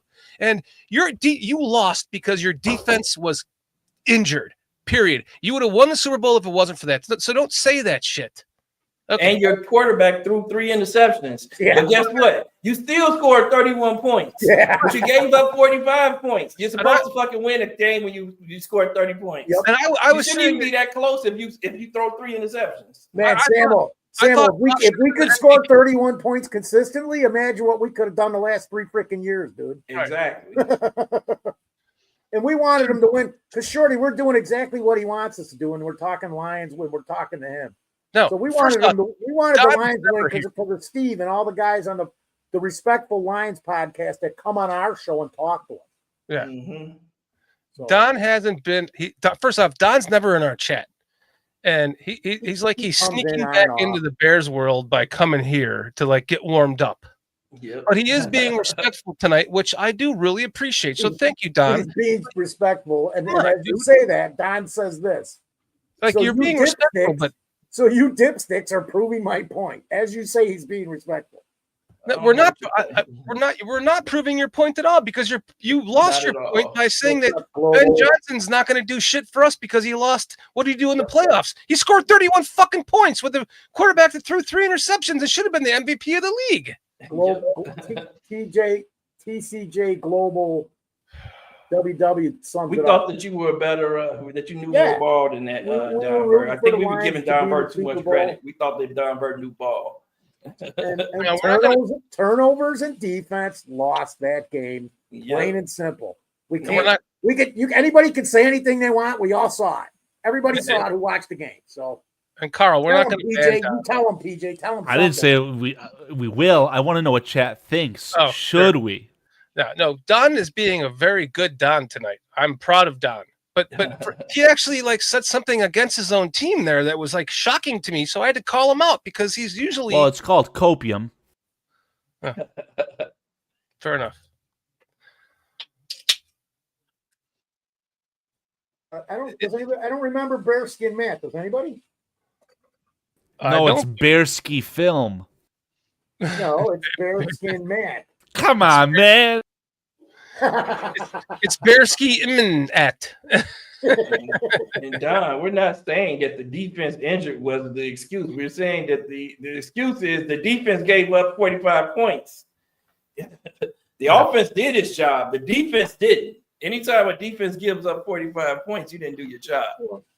Period. Like anytime the Lions lose, it's the defense or Goff throwing picks. Anyways, I just had to get that off my chest. Sorry, go ahead. Too late, Shorty. It's over. Too late. I already ruined it, huh? Yep. What? No super chats?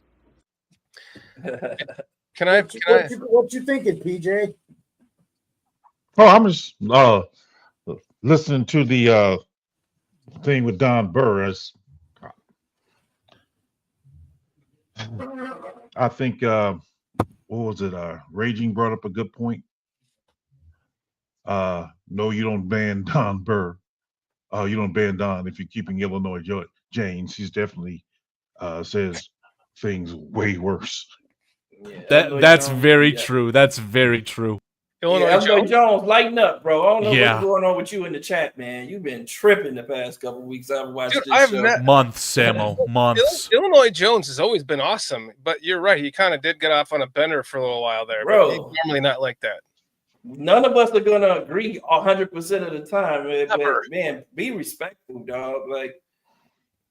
And none of us know what's going to happen either. So we all have our own perspectives based off of whatever, our past, and the PJ is just based off of his past a lot. I think PJ has a little bit of trauma.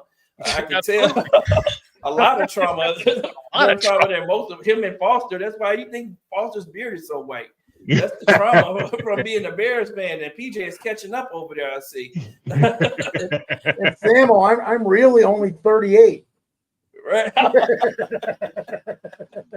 Come on, you stupid. Here's the thing, guys. When you live through this is how PJ and I came into the Bears fandom. 1-13, 2-12, 4-10.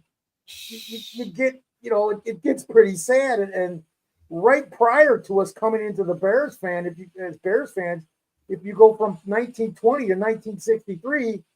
The Bears were always one of the better teams in the NFL for the first 40-something years. And then PJ and I become fans, and they sucked for 3 decades. So it's your guys' fault. Yeah, shut up, Shorty. You were born then, too. That's why I'm so afraid, man, to get excited about this team and being even though they've done a lot of good. I didn't like the draft a lot. I'm with PJ. Like, I didn't love the draft, but I will say this: every player is a good player. Even though I don't like where they were drafted, I didn't think the value was there at 10. I thought we could have waited to the second round to get a tight end. But he's a damn good player. And I can say the same thing as I go down the line. So I'm like, well, they are all damn good players. And, they may end up being really good. But I just can't see myself falling into the trap again and saying, oh, we're going to win 11 games. We're going to win 12 games. And we were all doing the same thing for the past 2 years, especially. So I'm just not going to fall into that trap again. Now we're all, I think, in the wait and see. We're cautiously optimistic about it a little bit. Are you like me, where you already have a preconceived record prediction before it even comes out, like 4 wins or something like me? Yep. I am. So I'm just like, so we'll see though, man. But I know, and this is what I wanted to tell PJ too. I saw you when you were talking about Colston Loveland. I think Colston is going to play more than Cole Kmet, to be honest with you. Really? Because I think he's more in the mold of a Sam Laporta, and that's what I think Ben Johnson wants, that threat, that receiving threat on the field at all times from the tight end position, more than he wants that blocking from Cole Kmet. And if you look at it, I know that we say that tight ends take a longer time to develop, but for some reason, the freaking Lions and Ben Johnson were able to get Sam Laporta, rookie, to 86 receptions, 889 yards, and 10 touchdowns as a rookie. So, if anybody can do it, I trust Ben Johnson to develop him a lot faster. What's up, Robbie? But with that being said, Samo, I would say, what do you think? Are you saying, or do you believe that Kmet now is less of a Ben Johnson type tight end, so therefore he may be getting pushed out the door?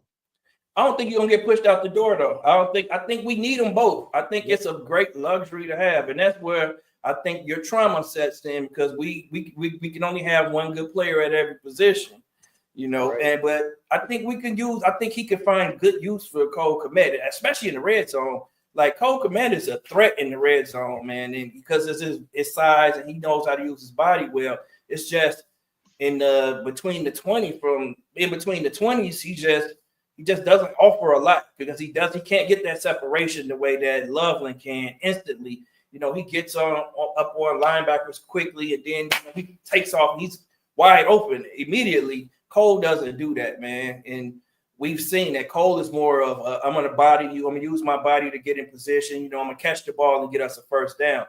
Whereas Loveland, he's going to catch that thing. He's going to be still running as he catches it and may hit his head on the goalpost. So I think that's more so what Ben wants, or just to have that threat on the field. And the same with Luther Burden.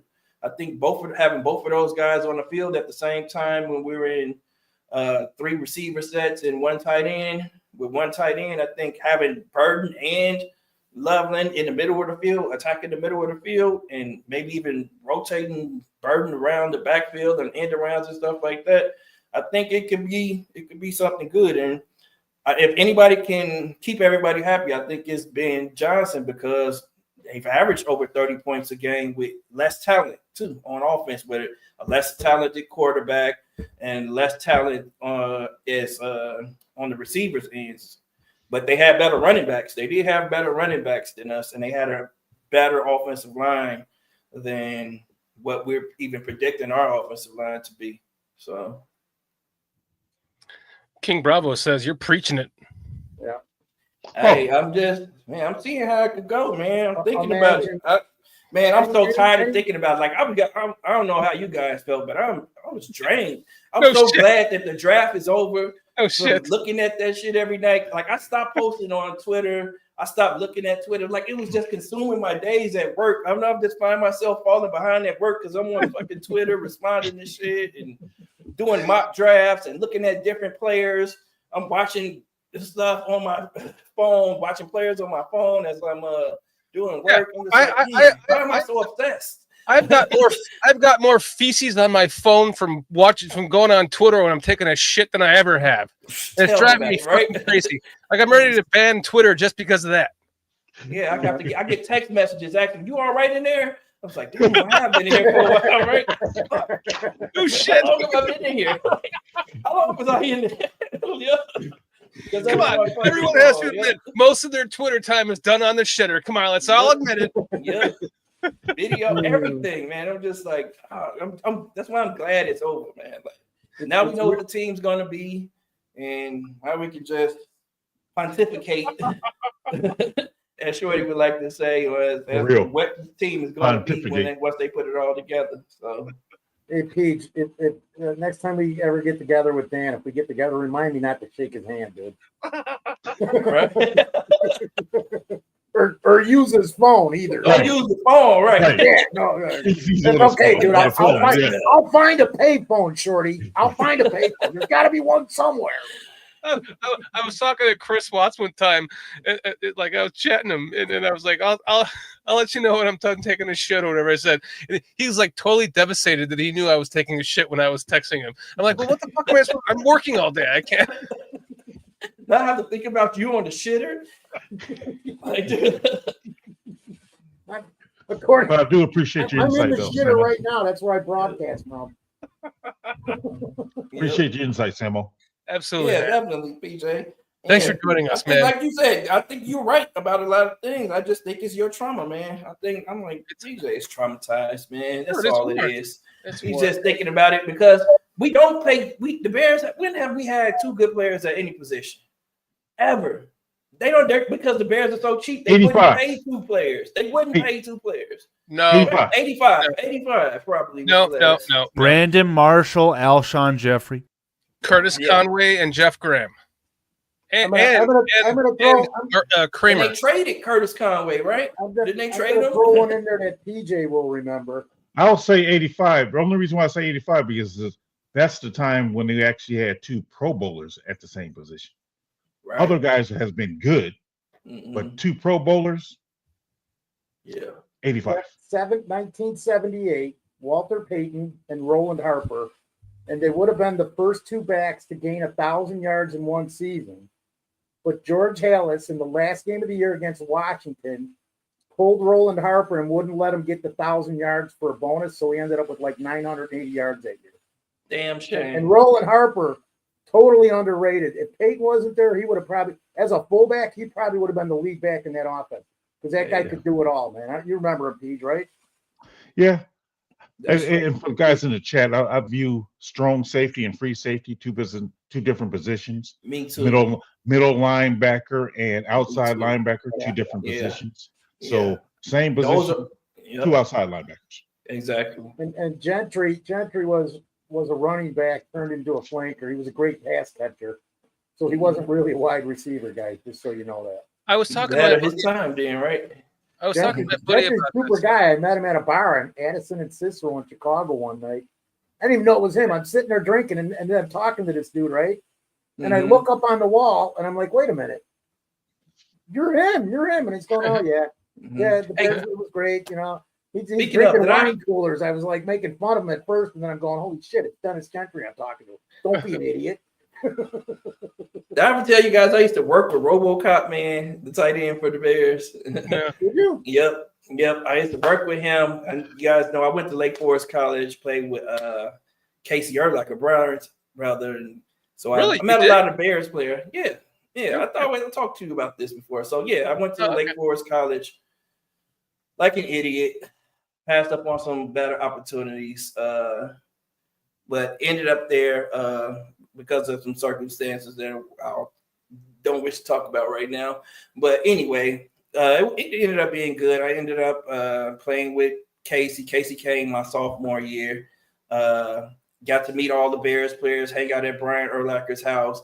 We used to play basketball together all the time with Warwick Holman, Brian Urlacher, Marty Booker, and I think Rosie Colvin probably came a couple of times. Even played with Olin Cruz once, man, who was a bully. I was just like, this dude is like, nah, I'm not about to. Like, this is, I'm like, I don't want to play against that guy anymore. Like, he just is a bully. He's just not even playing basketball. He's just trying to throw us around. Like, yeah, I know I'm small, a lot smaller than you, dude. I was like, you're trying to prove a point. But anyway, I know you're a Samoan. Damn, you have to keep telling me. Right. So, what was it? I had an internship in town in Lake Forest at a bank. I think it was called Harris Bank at the time. I don't think it's BMO now. But what's his name? I can't even think of his Jim Thornton. Jim Thornton, who's RoboCop, he started working upstairs as an exec in, I think, wealth management or something, man. I'm like, hold on. I'm like, dude, it's like Jim Thornton. I kept seeing the name, and he would come down and talk, and he'd be talking. He's like, yeah, you played for the college. I'm like, yeah. Like, how you guys need to go out and tell him about it? And I was just like, man, Jim Thornton. I'm like, who is this guy? And then just one day, one of the ladies that kind of ran the bank, I don't know what her role really was, but she was just all over. She's like, yeah, you know who he is, right? I'm like, Jim Thornton. I'm like, oh, Jim. I'm like, yeah, he works upstairs. She's like, no, he used to play for the Bears. That's RoboCop. Duh, that's why I told him to come down and talk to you. I was like, what? RoboCop, and I'm looking him up. I was like, oh, this guy. All right. Yeah, man. Jack, dude. He was still jacked. Man, suave dude, dressed up in designer suits every day, man. All the ladies at the bank are gawking at him. And, man, we go out sometimes for happy hour. Man, he's buying drinks for everyone. He was just a great dude, man. Cool. That's all. All I think about when I hear that name is just the grass in the helmet in the Jets game. Was it a Monday night when we won that game? It was like it seemed like that game was going on forever. As a kid, that was a fun game. I don't think I've ever seen him play, so I'm just like, oh, I remember the name, but I just never seen him play. I remember people called him RoboCop because of the way he looked and his size. Yeah, but whatever. Yeah, it was a game with Jim Harbaugh at quarterback. It was, what was it, a Monday night, guys? Yeah, probably. Monday night. Yeah. And it was like the final drive to win the game, and he caught the ball, dirt-faced it, got up with a clump of mud in his grass in his helmet. Yeah, nice. It was like on the 2-yard line or something, or 5-yard line, and they went on to win the game. That was good times. That was fun. I was drinking at a bar on the north side of Chicago. That's beautiful that you played college ball, though, Samo. Yeah. Man. For real, man. That's a nice little story. It's a nice little memory too for you, I bet. For sure. Yeah, absolutely. Yeah, absolutely. I got some friends. We talk about it all the time. How we used to play basketball with those guys, and we used to practice in the Walter Payton Center because Lake Forest has like this lighting ordinance where they can't have street lights. They don't have any street lights in Lake Forest because the rich people don't want you to looking at their houses at nighttime, is what I'm told. Like, so they have this ordinance where no street lights. So as the year gets to the final month, we didn't have enough light. We would practice from 4 to 6, but it'd be dark at 4. So the college had a deal with the Chicago Bears where we would get bused up to Hallis Hall, and we practiced in the Payton Center for the final month of the year. So that was pretty cool too. Right. We couldn't use the locker room, so we had to go back funky and go in and just I was like, they want to spoil you now. But the other thing that was really cool is our field and our locker room was the original Hallis Hall. So that's where Walter Payton, and I think when I got there was the first year that it had open too, because I remember our coach like being all happy and giddy talking about this is the same shower that Walter Payton showered in. I was like, dude, that's weird. I'm like, dude, that's weird. Why is he even acting this way? I'm like, that's weird. Like, what you want me to do? Last me asking you, no tackle or guard, Samo? No, I played. I was slimmer then. I was slimmer and trimmer then. I was outside linebacker and defensive end. Then, but I have played all over the offensive line and all that stuff in high school. In high school, I played every position on the offensive line and every position on the defensive line. And I will say 3 tech was the funnest position to play on the defensive line. And center was actually the funnest position I ever played, to be honest, man. Really? Like playing, man, a lot of people used to talk about it, but man, that was nothing like snapping the ball and chasing the linebacker and then just owning the linebacker. For real. Or having a guy nose up on you and head up on you and just owning them, man. That was nothing like that. I used to love that position a lot too. And the only reason I moved is just out of necessity because, we didn't have – my team we just weren't very good. We didn't have a lot of really good players in high school. So, if a guy could play center, then I would kick out to tackle. Unless we were in goal line situations, then I'll move back to center. I was like, Coach, let me move in. I think we can just go – we can just push through. And he was like, all right, slide over. So, yeah, stuff like that. But, yeah, that's a fun position, man. I don't know. It's a lot of responsibility, but it was fun to me. That's what's up, man. You don't have to answer that question, but Jay Grizz did also play some big-time high school football as well in Chicagoland. Chicago, you're not going to believe it. I went to the T. To where? Everybody gonna say the T. Everybody says the where we call it the T. Man, so in the 80s they were really good. In my time, in the early 90s they were good, but it's Tilden High School. So if anyone knows Tilden High School, it's a school. Johnny Red Kerr was probably the most famous person that went to Tilden. He used to talk about it all the time when he was calling Bulls games. I think they still had the same pissing trough in the bathrooms since when he was there. That's how old the school was. And how Chicago loves their pissing troughs. Right. I actually remember when they were good. I went to Taft. You went to Taft? All right. Yeah. See? At the time you're talking about when they were good in the early 80s. Tilden had a couple decent teams. Jay Grizz went to Mount Carmel when Antoine Walker was there. Then Antoine Walker was from my neighborhood. Oh, wow. He was I grew up with Antoine Walker. He's still a close friend of the family. Talked to him. He was with my uncle brothers who are just a few years older than me. So we would all play basketball in the park, and Antoine Walker was just a giant over everyone. He even dated my cousin for a while. I tell her she's stupid now because she cheated on him. I was like, see? I was like, yeah. see what happens? See how karma works? like, yeah. I was like, you were calling him big and goofy at that point, but yeah.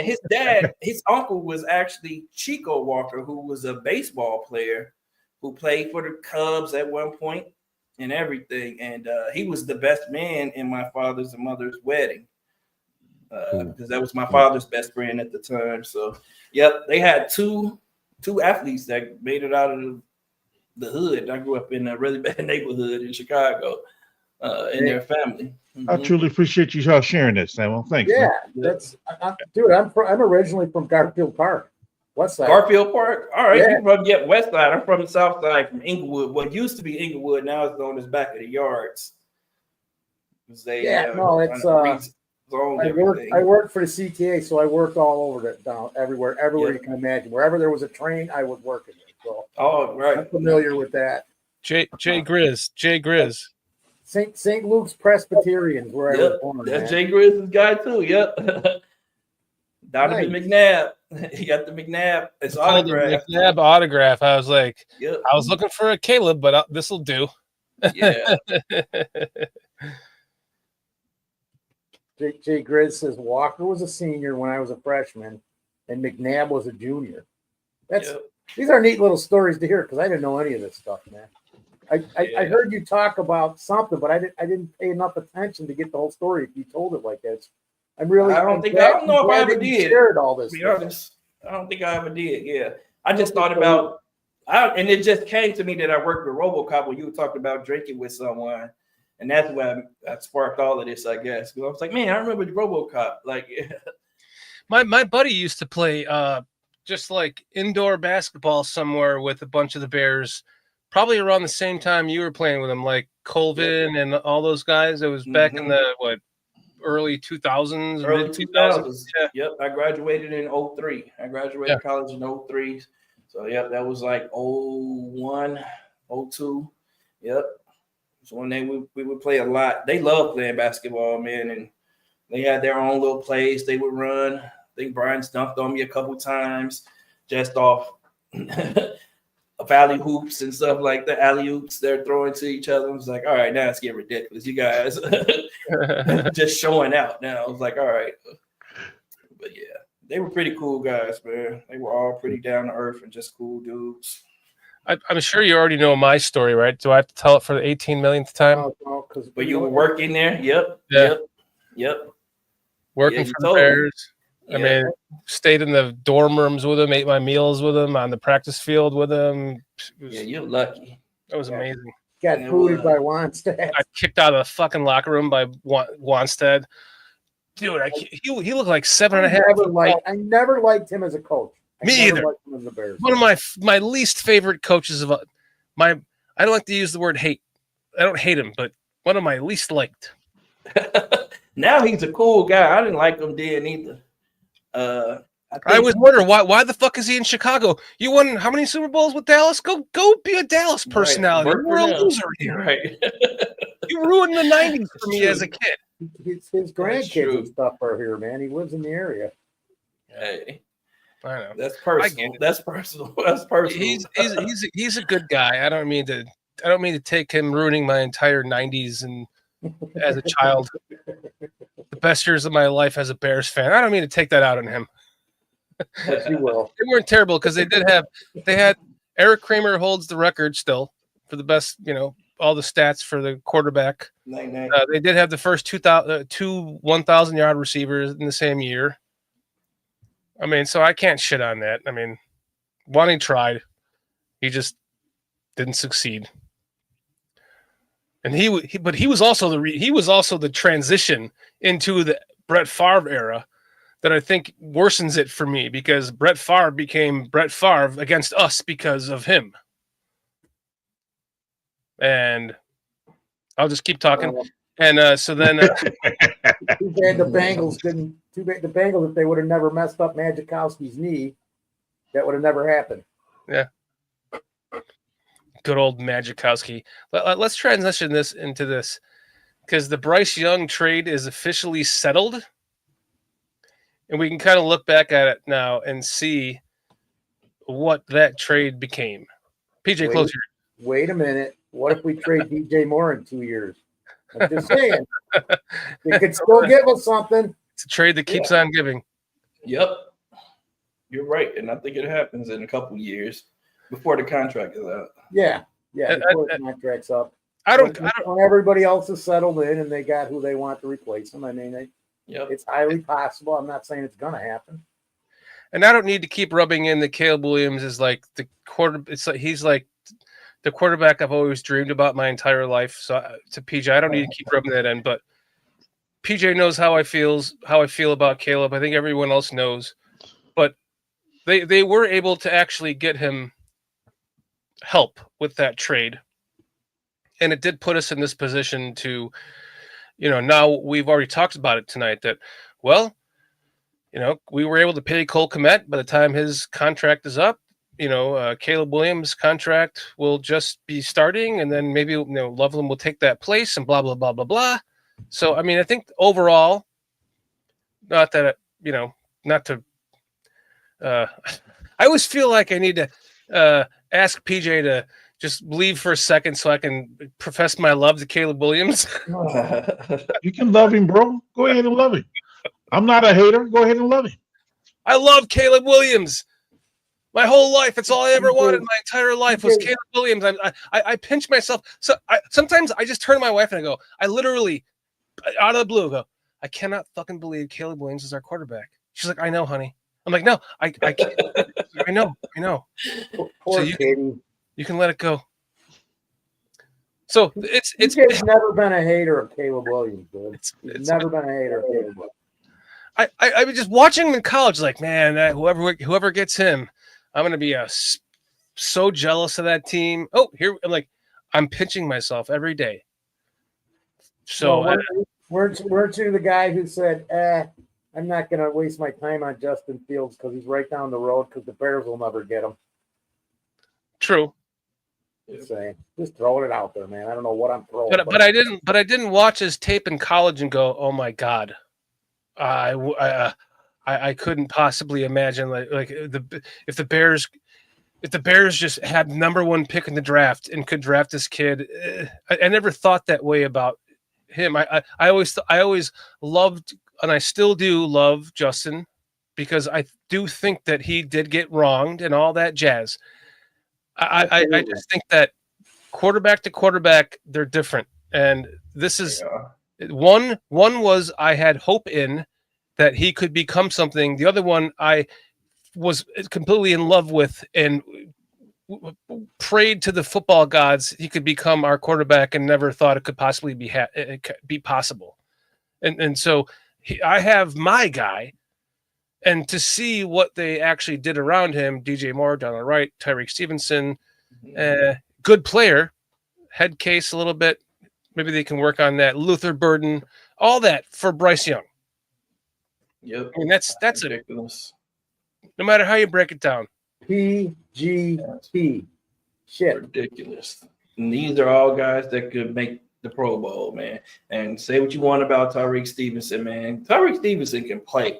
I know he was a bonehead. He's a knucklehead. He makes some dumb decisions, but he's young, and now he has some veteran leadership around him. Like, dude can play, man. Everybody keeps counting him out. I don't care if we did draft a cornerback, and I do like that kid too. I think that he could turn out to be something good. But no matter how you sit and break it down, if he wasn't jawing at the fans, and we didn't lose that fucking game on a fucking Hail Mary like that I'm still upset about. Although until I get to this point, we would not have Ben Johnson as our head coach. We wouldn't. And I blame the coach as much as I blame him on that dumb play. Like, call a fucking timeout. You got other players on the team telling you, like, hey, I think we're misaligned on all this. Like, use your timeouts. Call a timeout. Where was there? You need to tell me there was no coach that noticed him jarring with the fans or whatever he's doing with the fans at that point in time. So I blame Flus as much as I blame Tyreek for not having his head in the game. But then he did get back and he tried to make the play. He just made the wrong play. And any other time, though, I mean, that happens. How many times is that going to happen where a guy's going to get back and knock the ball down and someone else is going to come up and catch it? That probably happens twice out of 100 times, maybe. It was two or three times in 30 years. Right. Yeah. So that's not even in most of them are Aaron Rodgers, right? I was going to say the last one was Aaron Rodgers. Yeah. Plenty of blame to go around that whole team for that. Where was the defensive backs coach? The guy counting every man on the field. Exactly. So there's a lot of blame to go around. Like, I think he took it just because, as Bears fans, we have to put it somewhere. Right. So, but that's what a good player does too, is they take the blame. They are accountable. They're accountable for their actions. So I feel like more props to me. It's more props to me because he's like, "Yep, I screwed up, no problem." Mm-hmm. I feel like PJ was just won't happen again. Yep. I feel like PJ was just rolling up his sleeves at me, like, "Oh, okay, you want to bring up Caleb Williams?" All right. I'm with PJ, man. I think we got to think about Justin Fields, man. Justin Fields, I think, is going to have a hell of a year, man. Now that he has, I agree. He has Aaron Glenn, who believes in him. That's all he needs. He needs a coach that believes in him. He needs a team that's going to build around him. They got a great offensive line. They got a great defense already. Now they got a great defensive coordinator. They have a good running game. Unproven play caller. An unproven play caller, but that's something that he can develop with Justin Fields. You know, I'm glad it's probably better that he's unproven than someone who's already set in their ways and know exactly what he can they help want to develop do. the offense around himself with him. So that's why I'm a little optimistic about it, PJ. But I agree with you. I'm a little optimistic about that. And everything that I had, every trepidation that I had about Justin Fields, that as a Bear, I've seen him grow as a player. I saw it with Pittsburgh. I thought he got shafted at 4-2, getting benched for. He made more than fucking Russell Wilson. Why wouldn't you play? Yeah, he was a bigger threat too. He was a better, more of a threat than Russell Wilson was at this time to me. And have you guys seen the some of the workouts from him with the Jets? His pass looks better. He shortened his throwing motion. They say he shortened his throwing motion. Now he doesn't have the wind up anymore. Now it's coming out quick and he's zipping it. We already knew he could throw. And his deep ball accuracy was something that was really good. It was just the short throws, that we were sometimes inaccurate. As a fan of him, I wish him well, and I'm going to. Yeah, that's my new team. That's my AFC team now, the Jets. Carl's getting ready to sign off to go to bed. He's asking if we have any final poll ideas. No. We can either send that Clowny idea from Steve, or we can conjure up names for a potential. Yeah, he got cut Clowny today. Got released today. Yeah, he's got like a $6 million dead cap hit. He's trash. He's I want Clowny just for PJ. Yeah, I wouldn't mind Clowny. I'm not gonna lie. Well, why don't you guys rattle off some more names of veteran defensive ends that we can make a poll do for? Whatever Dennis Allen wants. Wrong guy. I was thinking of Dennis Allen. Sorry. Because I don't want to put somebody on the team that's gonna jeopardizing the chemistry in the team that we're building, man. Clowny became famous because of that one hit in college. Against Michigan. Against Michigan. Carl. When I saw it, I mean, I'll be the first to say, I mean, I was very impressed with that hit as well. I love you, Carl. But hey, I'm a Michigan fan. I'm not an idiot. The play before that, they said it was a first down when it wasn't. It was the best ball doesn't lie moment in sports. Well, college football. Just to say that he has done anything since becoming a pro, I can't say that. I think he had his best game. I think he had his best game against the Bears when he had the 10, when the team had the 10 sacks or whatever it was. Everybody had their best game against the Bears. Right. The Cleveland game. Yeah. I just think that play heard around the world, got him the number 1 pick overall, and he really hasn't done much in the league since he got here. I'm not saying he's a bust. No, he just hasn't done much. It's like Zach Wilson throwing that. Yeah, like Zach Wilson with that one pass at the pro day. Like, come on. I find it ironic that the Jets now have Justin Fields when they could have just drafted him. No, the owner's like, who you want? Who you want to be your quarterback? It's like, we passed up on that guy 5 years ago. Zach Wilson. They did Zach Wilson. Then they had Sam Darnold there. Yep. Jets is a place to where quarterbacks go to die lately. So just as bad as the Bears, man. Just as bad as we did. So many times, the Giants are pretty good at that too. It's a New York thing. So many times, you thought the Jets had it right? You're like, oh, the Jets got it figured out. Oh, nope, they suck. Oh, the Jets got it figured out. Nope, they suck. Yep. Jets had it right in like 70s. I thought they were on the track because I've been following them that long too. But what's his name? I just wonder. I really wonder about this play caller. I mean, I truly wonder. I mean, I know he coming from Detroit. I know he worked under Ben, but now it's his show. What is he going to do? I really wonder. Yep. What are you referring to? The Jets. The Jets, not the Bears. Got it. Sorry. Yes. Who is he? I don't even know his name. I forgot. We did this 3 times, and we've already had his name 3 times. already. Yeah, I'll forget his name. He's on there, but nobody remembers. Tanner Right. Engstrand. That's yeah. So What? No, you're thinking about the defensive line coach we were talking about, not this guy. Tanner Engstrand, previously the passing game coordinator for the Lions. So damn, Don Burr, you lost another coach, huh? Yep. So they lost a lot. yeah, And what's their defensive end name? He's not looking good. He's still gimping. Oh, he's still like, looking his gimpy. full sprints like a walk. It's kind of embarrassing. Yeah. That wide Exactly. receiver. Aiden You know what? Hutchinson. Aiden, yeah, Wow. Aiden Hutchinson. Yeah, he posted a video. I'm like, dude, you shouldn't have posted this. Like, I don't know why you posted this. Like, this looks bad. And remember all that smoke about him saying, "Oh, I'll play in the Super Bowl if the Lions go there." Like, I doubt that. No way. That's a good pull, Carl. It is. I don't even know what to say to that. I don't think Zadarius Smith fits our defense. I voted none. Like, you I should not voted be taking do your none. snaps away from these younger kids for some Yeah. I voted literal for him. clowny. Like, come on. Let Allen work with what he's brought in and what he's got.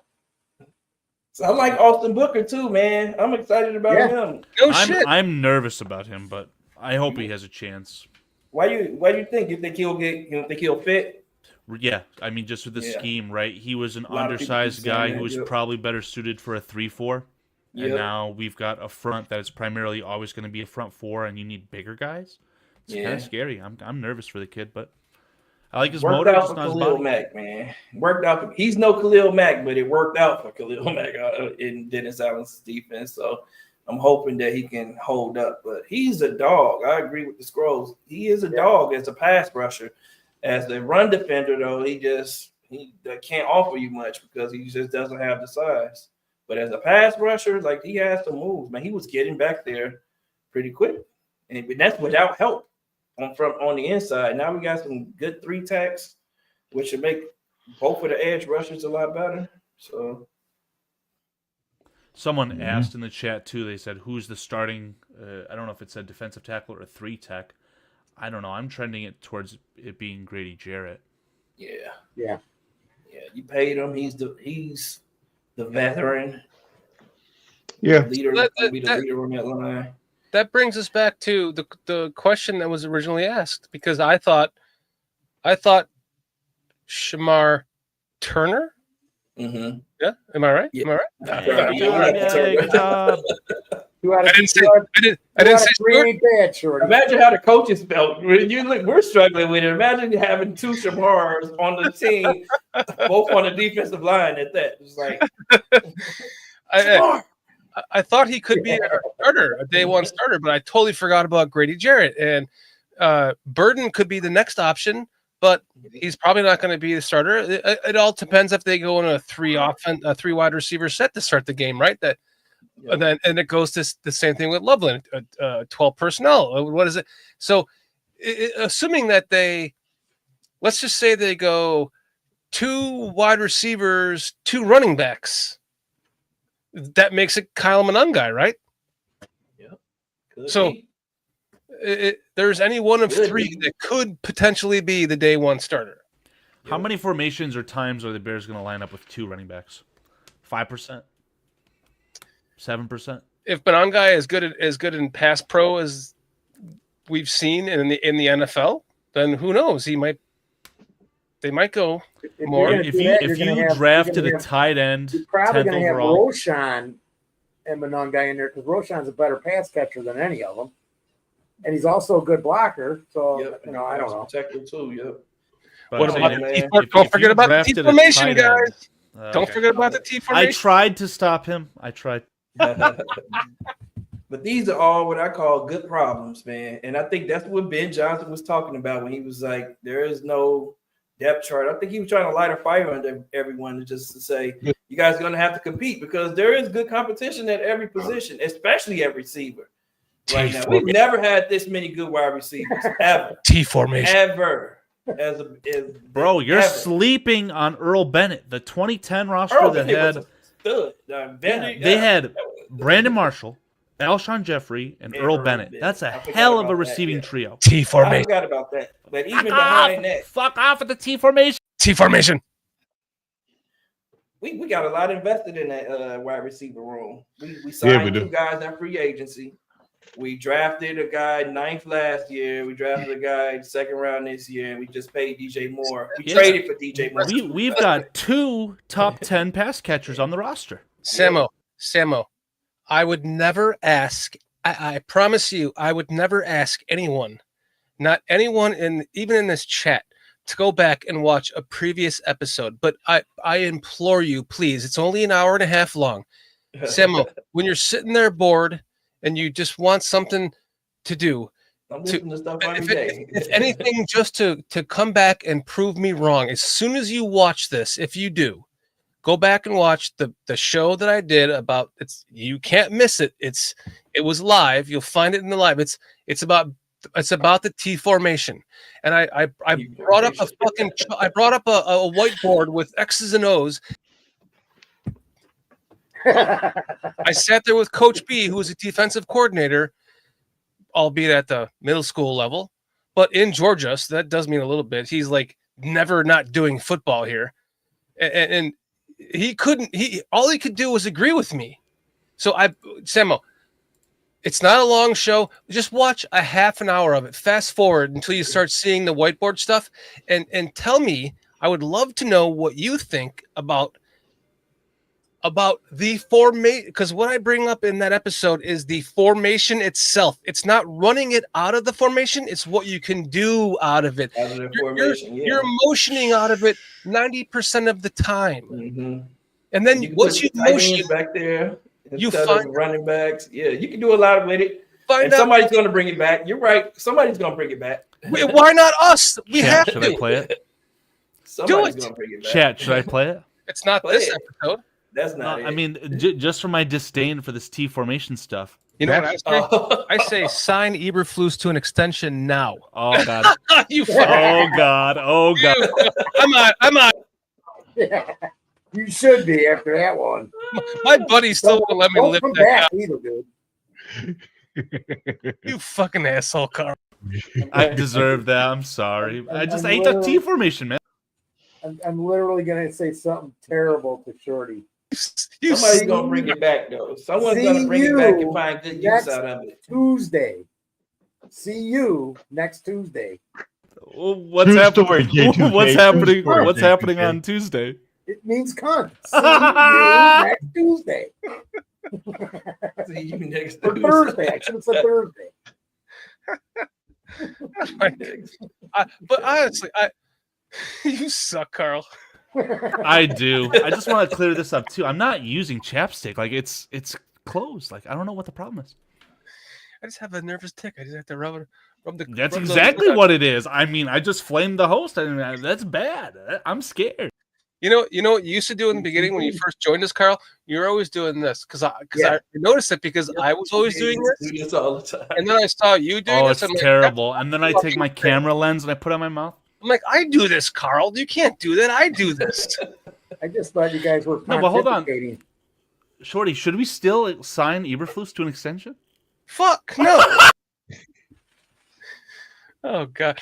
My buddy, who I've known since I was 8, just will not let that go. So that was perfect that you did that, Carl. I deserved it. Fucking hey, I was trying to give content for nothing to talk about. Shit on me if you want. I'll take it. But always do it. J2K was talking about the time that PJ's sitting in the middle of a tornado when you call him to talk about the T formation. The guy's, his house could be crumbling down. Hey, PJ, what do you think about the Shorty? I'm sorry, but there's like 100-mile-an-hour wind. Yeah, I know, but what do you think if we bring back the T formation? True story. True story. I think I called you back too. Ain't called them back. Sam, I don't know if you remember this or you knew this. I played in the T formation for 3 years, man. That's all we had. Really? Wow. No shit, Foster. We haven't heard that before. That's crazy. All right. You want to play this game, Shorty? You want to play this fucking game? He's like, no shit. Oh, I was gonna pull Ain't a fucking game show. Hey, yeah, right. This is that game show. Waving goodbye. Shit. Fuck Green Bay. Here, Samo. So we had some good players on this team in the first year, and this was in 77. So we played 14 games. That's what the NFL played. We went 14-0, just running the T formation. We had killer defense. Nice. And then the next 2 years, I think we went a combined 1-21 because everybody was ready for everything we did, man. They just killed us every game. You were running back, Boston? You run. I was one of the halfbacks, and I played free safety. We only had like 18 guys on the team, so everybody played both ways just about. Hey, I feel you. That was me in high school. Willie had like 18, 20 guys on the team. Every year was different guys because they didn't take care of what they were supposed to take care of in the classroom. So I'm like, dude, like, come on. We're finally going to be a good team, and now 4 of you guys aren't eligible. Like, come on, dog. I even got to play a bunch of plays at defensive end because our coach was so pissed. He pulled the entire defensive line, and he's like, "If half you fuckers had the heart that this little Foster guy over here had, we could win every damn game." So he put me out there, and the first play I get a sack on. The next play, I had like 3 guys 100 pounds heavier than me jumped on me and beat the crap out of me. and I still was willing to go back out there after that, man, because I wanted to kill the quarterback one more time. But the coach is like, he goes, dude, I can't send you back there out there. I don't got anybody else to play free safety. Just because I know you won't watch this, Sam, I'm going to pull this up. Oh, crap. Okay.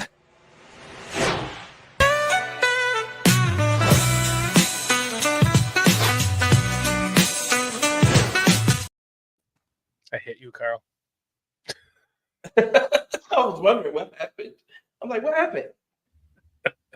Just look. Okay, in this scenario, I had us drafting Henderson I put Henderson at 32, Roshan at 23. But it doesn't matter. In this case, this is also Tyler Warren. So, but this is now 84 instead of 44. Mm-hmm. But just look, if you lined up in this every single time, you can put a wide receiver here and have this a running back. Then you motion a wide receiver out, you motion a wide receiver out. Now you know what your defense is doing. You can take your tight end, you can put a tight end here, put a tight end here, put a running back here. You can go to put your tight end here, put your tight end at the line, put both tight ends at the line. Now you're in a single back set. You can do this. You can put your wide receivers here, split your wide receivers out from here. But every time that you motion out of this set, this is my point. It's not that you're always going to run the fucking T formation. No, we're not. No, it's lining up in it. It's about fooling the defense. It's about the symmetrical formation that you can do anything out of. People used to refer to that as the Rams offense with what's his coach's name. He always he was always in a symmetrical formation. It just wasn't a T formation. But in this formation, no matter what you motion out of, you're always symmetrical. And you can make the argument that but you're always going to force the defense to figure out who you're putting in the backfield, and you're going to confuse them at some point in the game if you're always lining up like this. These guys on the outside, those are the other guys that could be options. 2, 8, and 15. I forget who 8 was, but it was somebody that I was thinking we were going to draft. So you line up like this, you're always forcing the defense to show their hand, is my point. That's my point of of my version of the modern T formation. Good. This is just a tight 12 formation is all it is. It's just an extra tight 12 formation. 12 formation. You got the tight ends lined up on the line of scrimmage, and you just brought your 2 wide receivers in the backfield. Then you, like you say, you motion everybody around when you want. Then you can find out if they're in man or if they're in zone based on where they move to, and you can power them if you want, or do whatever you want out of that. I see what you said. I see where you're going with it, Shorty. I see where you're going with it. And to answer your question, Chizuki, yes, until you shift out of it. That's it. Mm-hmm. So what he's saying, so if wide receivers, so running backs are wide receivers, yes. If wide receivers could be running backs, it would totally work. Well, you could totally make one of these. DJ Moore. They've been trying to run the ball with DJ Moore for how long? Yep. You can still do it out of this. Or you can put them out there and then swing them, put them on swing routes, and now they're lined up against linebackers, maybe. You know what I mean? This is Ben Johnson I'm talking about here, guys. This is where the flanker position came from. Who's the Bears' all-time leading receiver? Johnny Morris. He was a flanker. He was a running back. But he became a great receiver because of the offense that Halleck ran. And we ran a lot of power out of this, and I'd say about 50% of our passes were completed to the tight end because nobody was freaking covering the dude. Yep. They were ignoring the tight end constantly. Yep, you're gonna get lost. It was just an easy pass all the time, man. Because we'd fake a power left or right or a sweep, and everybody'd fall for it. And there's the tight end sitting there 12, 15 yards downfield. There you go, buddy. Go ahead. Go ahead. You're good. Instead of 32, this is DJ Moore. Now it's a wheel route. Yep. It's a wheel route with DJ Moore. Who would you rather have a wheel route than with DJ Moore? I mean, there's a million. All of them tomorrow. Yeah, tomorrow. But as a wide receiver, Irv Mulligan. A million things you can do is my point. It doesn't matter what you do. It's you're fooling everyone. You're making everyone think all the time on defense. And Ben Johnson gives me the most hope. We saw Matt Nagy run the first play against the Packers in a T formation. Ha ha ha ha ha. No, do it for real, Ben. I think he will. And that's why I'm excited with Ben Johnson, because I think he will. He loves the history. He loves being the Bears head coach. He loves the history of the team. He fucking is absolved in it. I think if anyone is going to do it and do it correctly, it's Ben Johnson. And so when it happens, you're going to spit your coffee out and go, fucking shorty. That's all I do that every Thursday, man. I don't need to do it on Sunday during a game.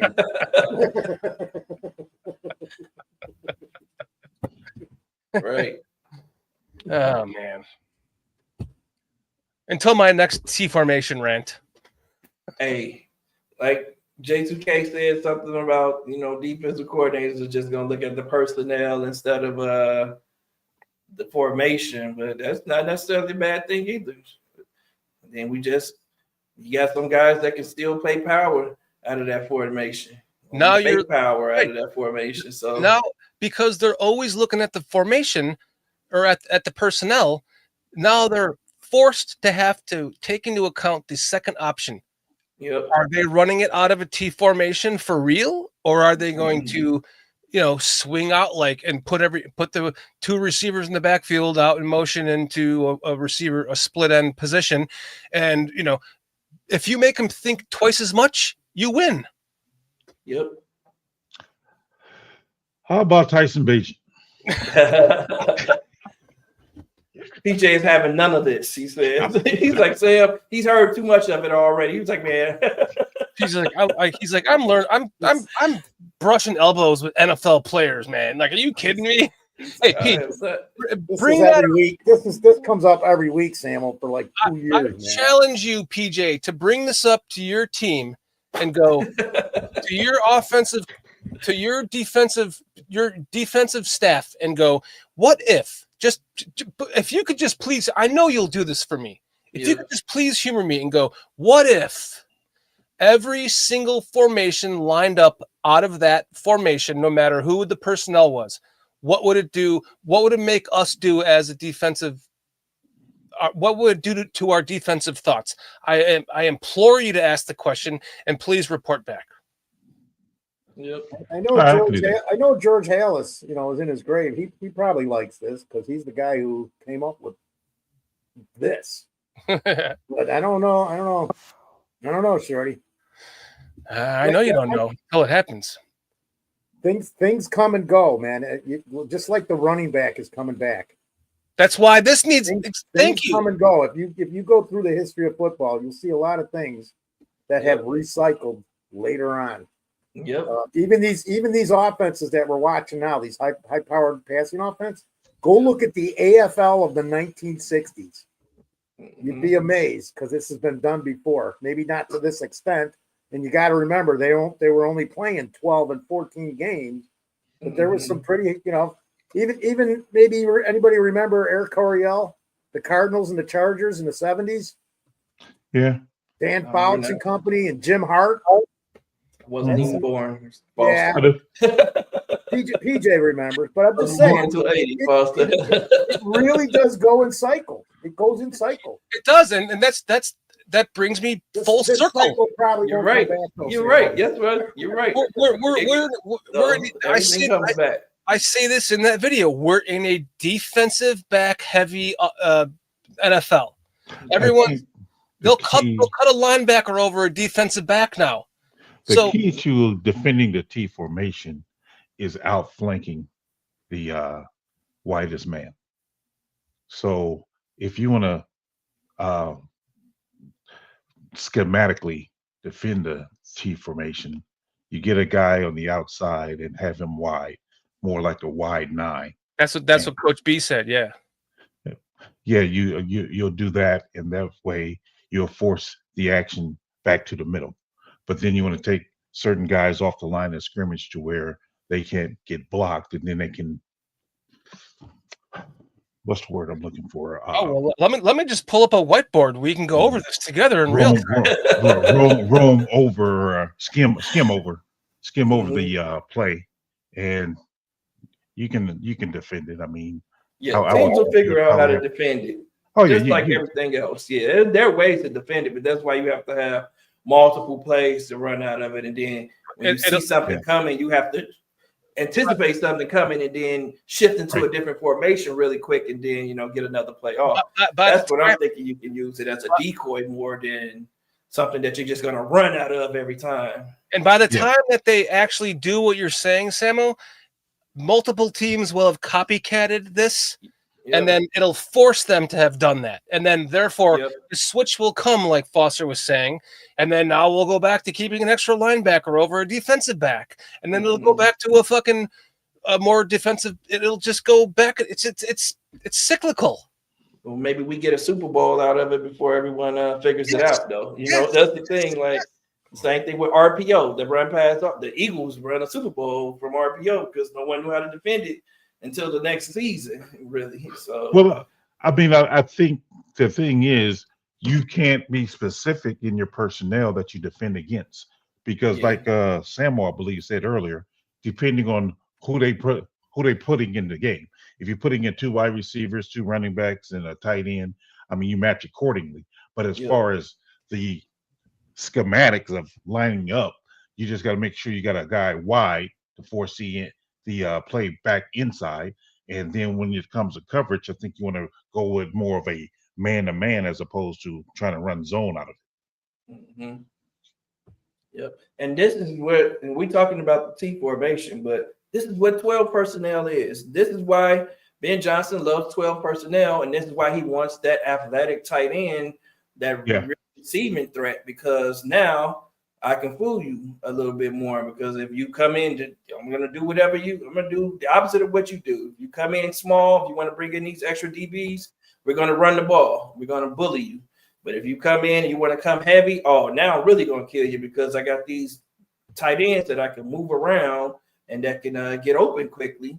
And, we're going to get the ball to them. So it's the same thing to me. Like I said, it's the same thing. It's the 12 personnel. It's just tighter, and then you expect to have more running backs in the wishbone, but it's the same thing to me. Like I would personally, like I said, I would have a guy flank it, and then I would actually run more of a one gap system.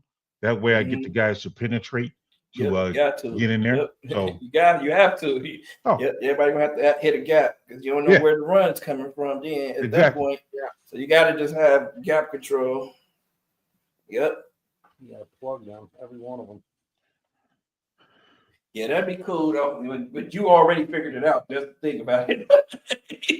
PJ just wrote the blueprint to stop it right away. So that's why it ain't been run for 70 years. That's why that's why no one's ran in the last. Not bad for a guy who don't know football, huh? But so the offensive has done the same thing. They've adapted to what the defensive changes are. That's where we're at today. That's why we're here today, talking about 12 personnel and stuff. So Well, the secret to any offense, honestly, they trying to put a particular player in conflict. That's the whole objective. They want to put a player in conflict. If you can limit that, you can help your players out. Just limit them being able to put a player in conflict. Mm-hmm. That's the whole thing. I mean, you have a guy go out on a route. You're going to have that safety be in conflict. Do you take the guy cutting across his face or the guy streaking down the sideline? Which one you're going to take? Whichever one he takes, you throw it to the other guy. That's what offense is. And I mean, if you look at it, I mean, like I said, you got to have athletes in that T formation. Have some athletes to where, hey, if they go heavy, you go a little bit heavier. They go smaller, you go a little bit smaller. Because again, it's all about putting a player in conflict, so you limit them putting your players in conflict. Yep. I mean, just to touch on that, Pete, we had a quarterback the first year who was a freaking fullback who could actually throw the ball. And then our fullback was like 240 pounds and he could fly. And then I was pretty quick and shifty. And the other dude, Billy Ball, that kid was fast, small, stocky, and powerful. He could hit you like a fullback. But the key was the quarterback and the tight end. Our tight end was this tall dude. And if you got the ball within 2 feet of him, the guy played with a cast for half the year. He played with a broken arm. If you got the ball near the dude, he would just catch it. And there was no catching it. His name was Chris Orlowski. And this guy was so amazing at tight end position because not only would he make a critical block and then nobody would cover him, even if our quarterback was off with the ball, this dude just caught it and he could run like the wind. And he was a tall, not super heavy, but the personnel. And then our linemen were like fucking huge, man. Double stripers because this was all weight shit. So, and then when we lost half of those guys, we didn't do as good the next year. And then the following year, they're all gone. We lost every game because we didn't have the personnel to run the formation properly. That's what makes this draft so exciting because we all recognize this as a Ben Johnson draft. So let's just say that the difference between Kosen Loveland and Tyler Warren was that Kosen Loveland can throw a ball better because he might have something in the back of his head that goes, I might just on an occasion want my tight end to throw the ball in a play where I'm going to completely confuse the offense. And Tyler Warren is a lefty, so he can't throw the ball very well. Sorry to all the lefties out in the world. That's just a joke on lefties. You're probably all lefties. I apologize. I mean, you just like really out in left field with that analogy there. But my point is, just way out there. The draft might have come. It might have come down to who can do a lot of things better than others in his own mind of what he's going to create with this offense. For example, maybe he wants Loveland to just throw the ball once in a while because he tried to make a fucking tackle throw a football. Why wouldn't he make a tight end throw it? So who knows? Loveland Tripoli because he was a tight end in high school. And he can catch the ball. Yes, exactly. If it's a complete after a fumble, he's got to fumble it first, and then pick it up and throw it to Tripoli. Yeah, and I'm just pontificating here, is that really hard? Some really of the hard. Really hard, really hard. Maybe tough sell for you, PJ. Maybe some of the reasons why the players that we drafted are because they're things that the players that they drafted not only are good at what they do, but they offer other attributes outside of the normal offense or defense that they want to run. Like King Buka said, playing Hippolyte at safety. Colson Loveland can throw a football better than Tyler Warren. It's just little things like that. If it comes down to that with an offensive mind like Ben Johnson, we're going to see it this year. We're going to see a flash from Tiny. We're going to see it. He likes to do a trick play every game. He likes to do a trick play every game, PJ, for some reason. Like, we're going to see it. If he I just say this, though. I will say this. Ben Johnson's a genius. Yes.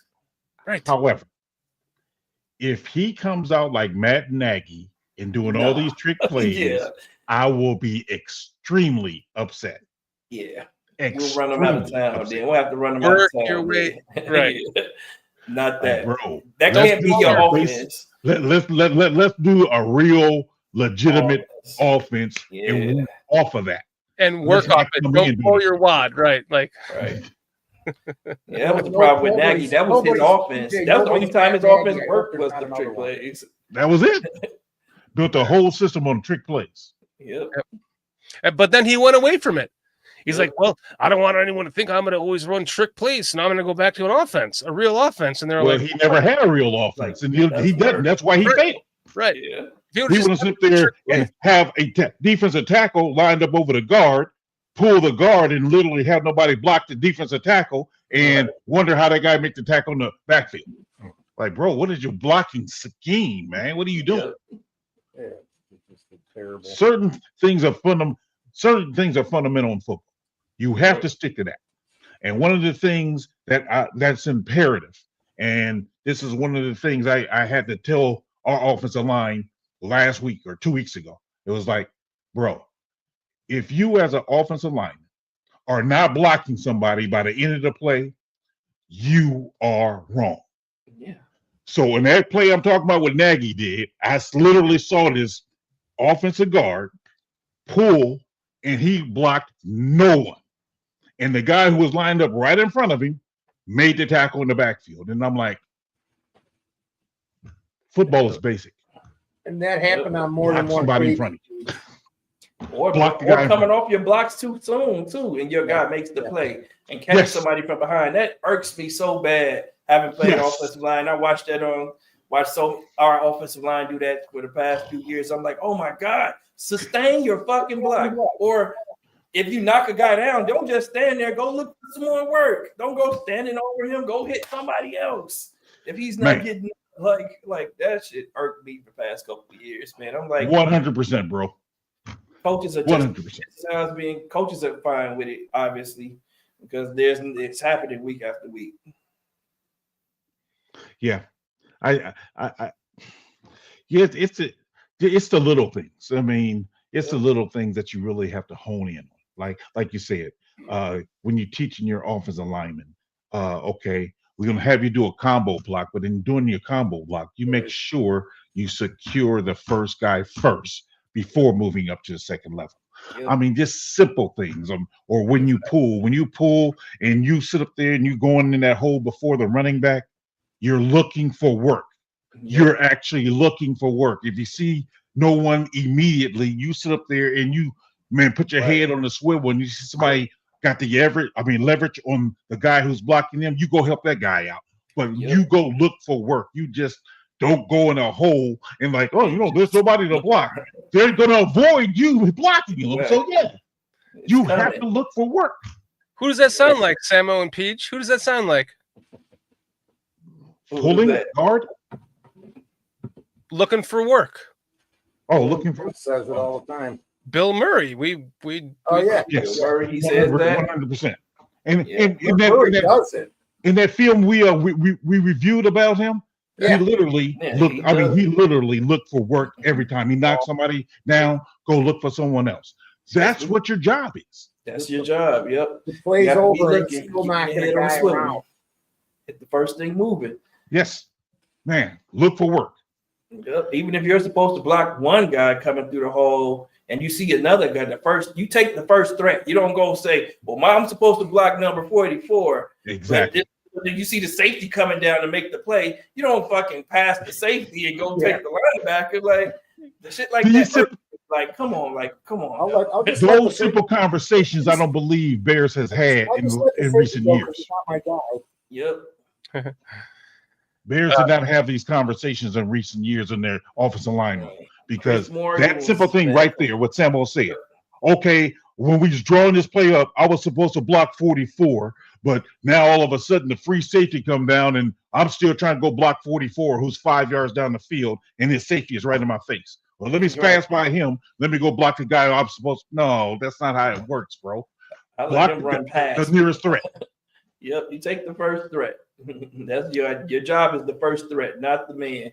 Yeah, we want you to hit. Ideally, we want you to hit 44, but take the first threat. Man, you nail him, and that's your running back. Then it's on your running back to make the play after that. Exactly. J2K is asking if Ozzy fits the wide zone scheme. He looks a little lost, out of position in space. And while we were doing the draft with J2K, he was adamant he thought he would be a guard, and I thought he'd be a left tackle, maybe a right tackle, hopefully a left tackle. But what's your answer to that, guys?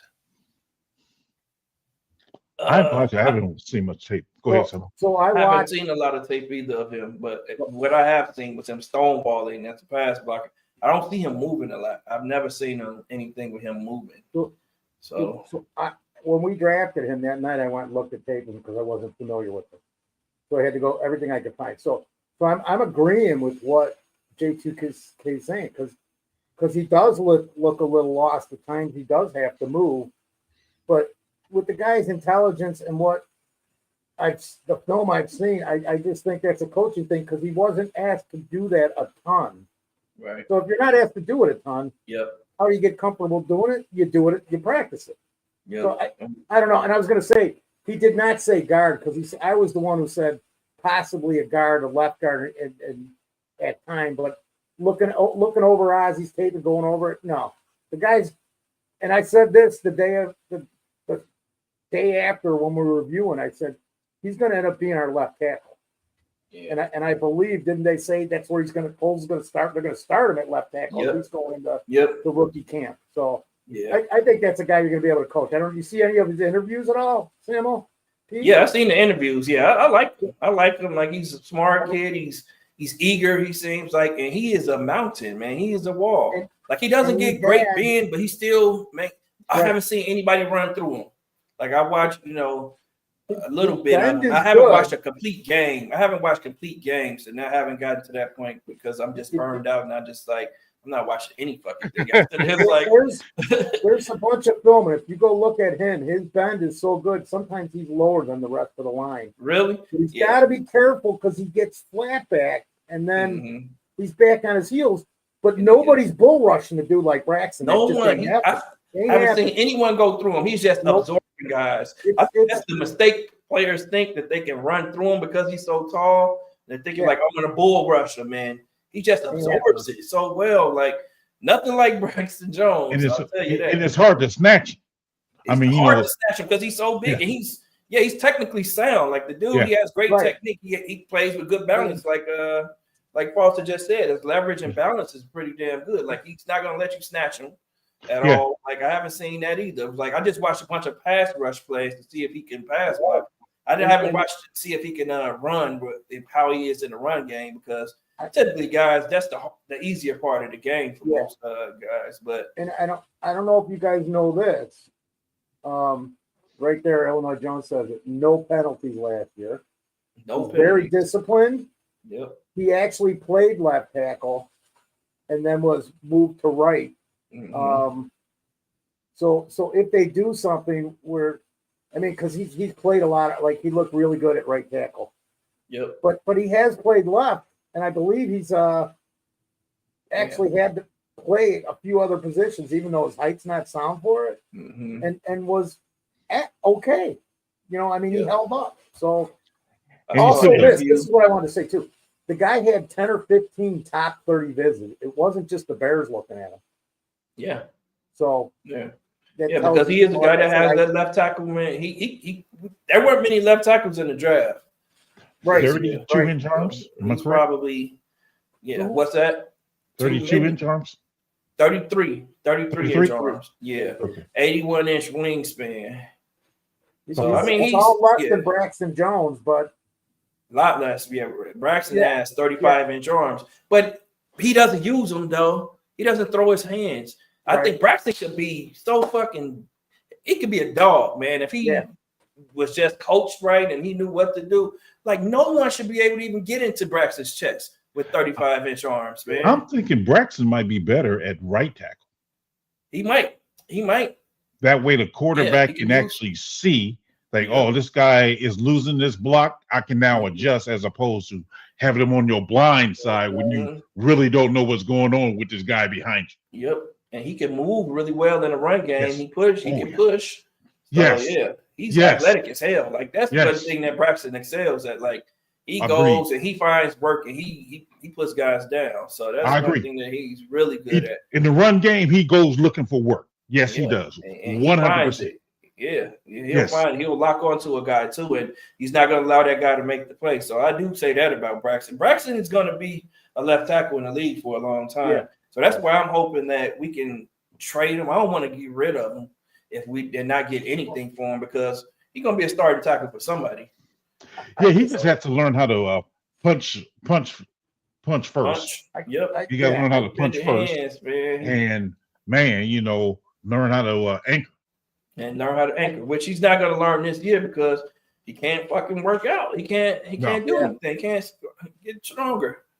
No, I agree. 100%. I'm just hoping with the coaching staff we brought in and playing next to Tooney, if he's healthy enough to get on the field again, I just don't see how that can lower the player that Braxton is. If anything, I would think it would increase his capability. Definitely. It's a lot of it. Like you said, man, look at the coaches he's worked with. Mm-hmm. So he's going to teach him some things too, man. Because Braxton doesn't have to actually have as much more strength. Like he has to have a lot better technique as far as taking on those bull rushes too. And that comes with, getting the punch, getting more punch and engaging contact and not just absorbing. He's not big enough to absorb. He tries to absorb it like he's catching. He can, but he can't. He's trying to catch. Exactly. He's catching. He can't do it. He can't do that though. He doesn't have the ass to do that, man. Because he's waiting for them to wait. Yeah, he's waiting for them to punch him and then he catches as opposed to initiating that contact. Initiating the contact and locking out and pushing back a little bit. Like, he doesn't do that. That's what he should be doing because of what he can't do is absorb that. Exactly. That Ozzy can. Ozzy can catch. Ozzy's catching them and he's just stonewalling guys. It's like, and Braxton got good enough feet because it shows in the running game that he can actually move. So, man, you throw the punch and then you adjust. Yeah, he has great feet. He needs to just learn how to throw his hands. Like Braxton could be a great left tackle in the NFL. Not just good. He could be a Pro Bowl left tackle. We just had a bad coach, man. He just suffered from bad coaching. Yeah. Nobody taught him anything. And we didn't have any veterans. We had bad coaching, and we didn't have any veterans to teach. Good veterans to teach the younger players. So it was just like recipe for disaster. That's what I say. I mean, if he went to right tackle, and given his propensity to catch, and the quarterback can see what's happening with him, and then adjust around it. And that I'm not saying that he'll be so much better. It's the fact that the quarterback be able to react better. You go, okay. I can see what's happening with him. I can adjust. Yeah, that makes a lot more sense. You're right. Yeah, it might be better to have him on the right side. Yeah, especially when you're talking about the height difference. You got a 6'1" 1/8 quarterback, and you've got a 6'8" 1/8 tackle and Trapoli. Like I don't want him playing inside anywhere. I said this when we drafted him. Like he better be able to create a passing lane for Caleb because he's way too fucking tall to get the ball over him. Yep. I would hate him at guard. No, he can't play guard. I don't like tall guards. I would hate that. He's way too tall to play guard for Caleb. You're right about that. I didn't even think about that till you just said it. Too short, but that height is just going to kill. Like it's too much to have to look over him and throw over him, and you might miss something because he's taking out your vision a little bit. So your sight line. Samo, I didn't rule it out because I stated that I think he could play guard on the left side. You have to go watch the film and look at how this guy is bent. I think he can do it. I'm just saying about his height. Is it going to be? No, agreed. Yeah. But if you go look at the film and you look at his bend when the ball snapped, he's not 6'8" anymore. He's 6'3". Yeah, so I hear you. I'm not saying I want it. I'm just saying the guy has learned how to use to play the play positions because he has played on other positions. The bend. With his height, whatever the problem or an issue or deficiency or however you look. And I wouldn't want him there. I'm hoping that if Braxton doesn't, is not going to be able to start the season, I'm hoping this kid can jump in and learn the position. And me too. Sure as many are, because what's left if it's not Braxton, who is our left tackle? Watch the bend. Oh. Mega G. Amagaji. We don't even know what he was hurt last year, and then by the time he hit the field, he didn't have any training camp. He didn't. Nope. So we don't really even know what we have there. Hopefully, it's better than because what? So he got injured, and they were projecting him. If he wasn't injured, he would have been a much earlier pick. Mm-hmm. But we don't know because we haven't seen it. Right. All we got is his college tape from 2 years ago. That's what we got. As PJ likes to say, watch the bend. Oh my goodness. Yeah. Let me address Cliff real quick. I like to say that too. Oh. Cliff, we don't know that we would get whether or not we would get a comp pick if Braxton leaves, because Darnell Mooney left and we got nothing. So that does. We signed someone else, and then it depends on who you sign.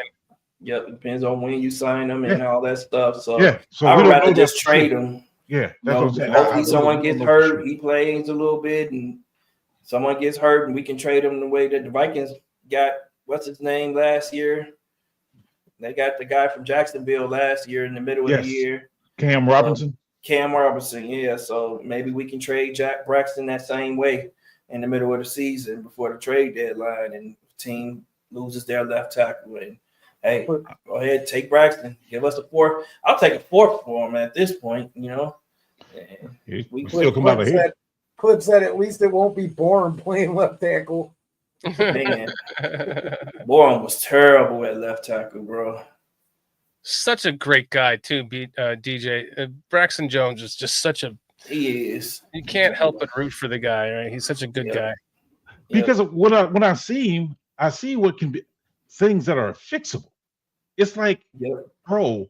Again, if you he's so busy catching that the guy overpowers. I'm like, instead of using the guy's momentum against him and let the guy ride out or ride him all the way on the inside. Either way, just ride him either way. But you're catching him and he's walking you back and you're not readjusting. I'm like, like Samo said, throw the first punch. He throws the first punch, boom. Now the guy's at least stunned. Stunned a little bit. Now you can sit up there and you can try to but it's fixable. And you have independent hand. You hit him with the first punch, then you counter under that, knock the hands down with the other hand, and then you reset them again. Right. That's how you're supposed to play it, because if you lack that size, that girth to be able to catch it.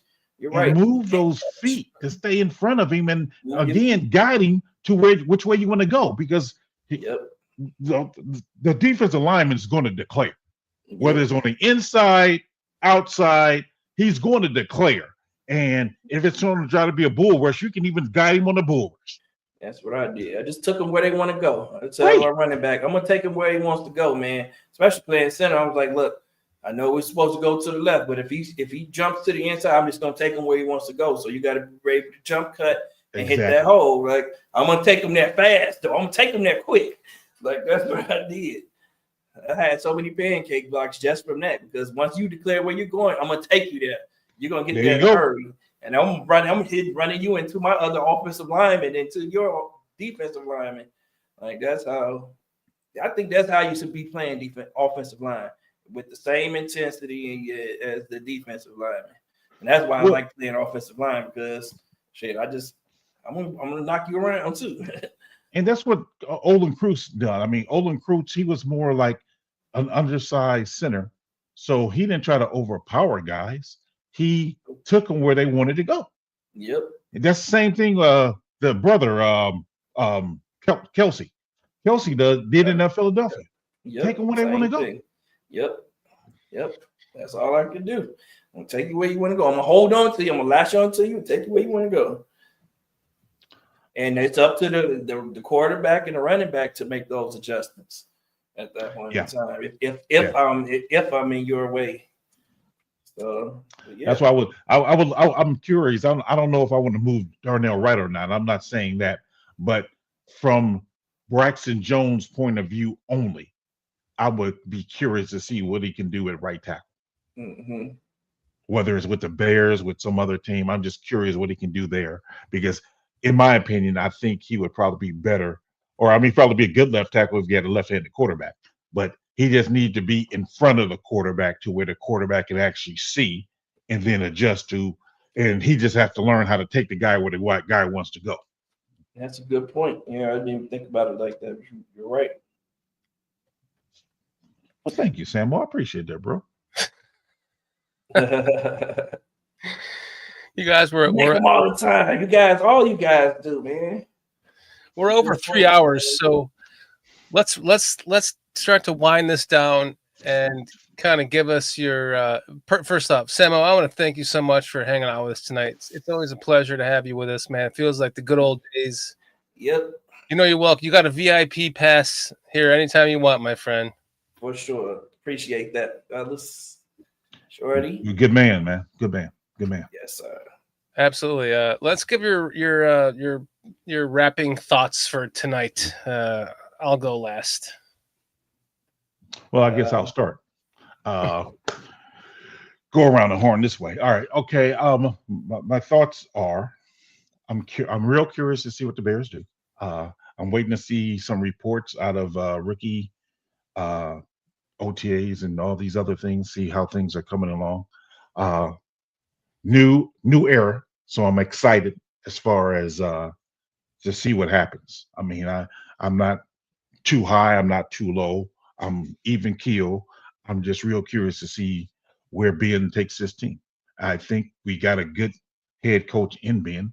I mean, at first I was skeptical about him because I was like, is he a leader of men? And what I've seen so far since he's been here, it seems like he has taken the bull by the horns and shown his leadership. I really see leadership coming from him. So that erased one concern from me. So I'm just real curious. Samo? Yep, I echo everything that you just said there, and thank you guys again for the invite. It's always good to chop it up with you guys. Yeah, I'm optimistic, man, cautiously, just because of what we've had happen to the Bears the past few years. We know that an injury can derail everything, or a lot of things. It seems like the worst things always happen to the Bears.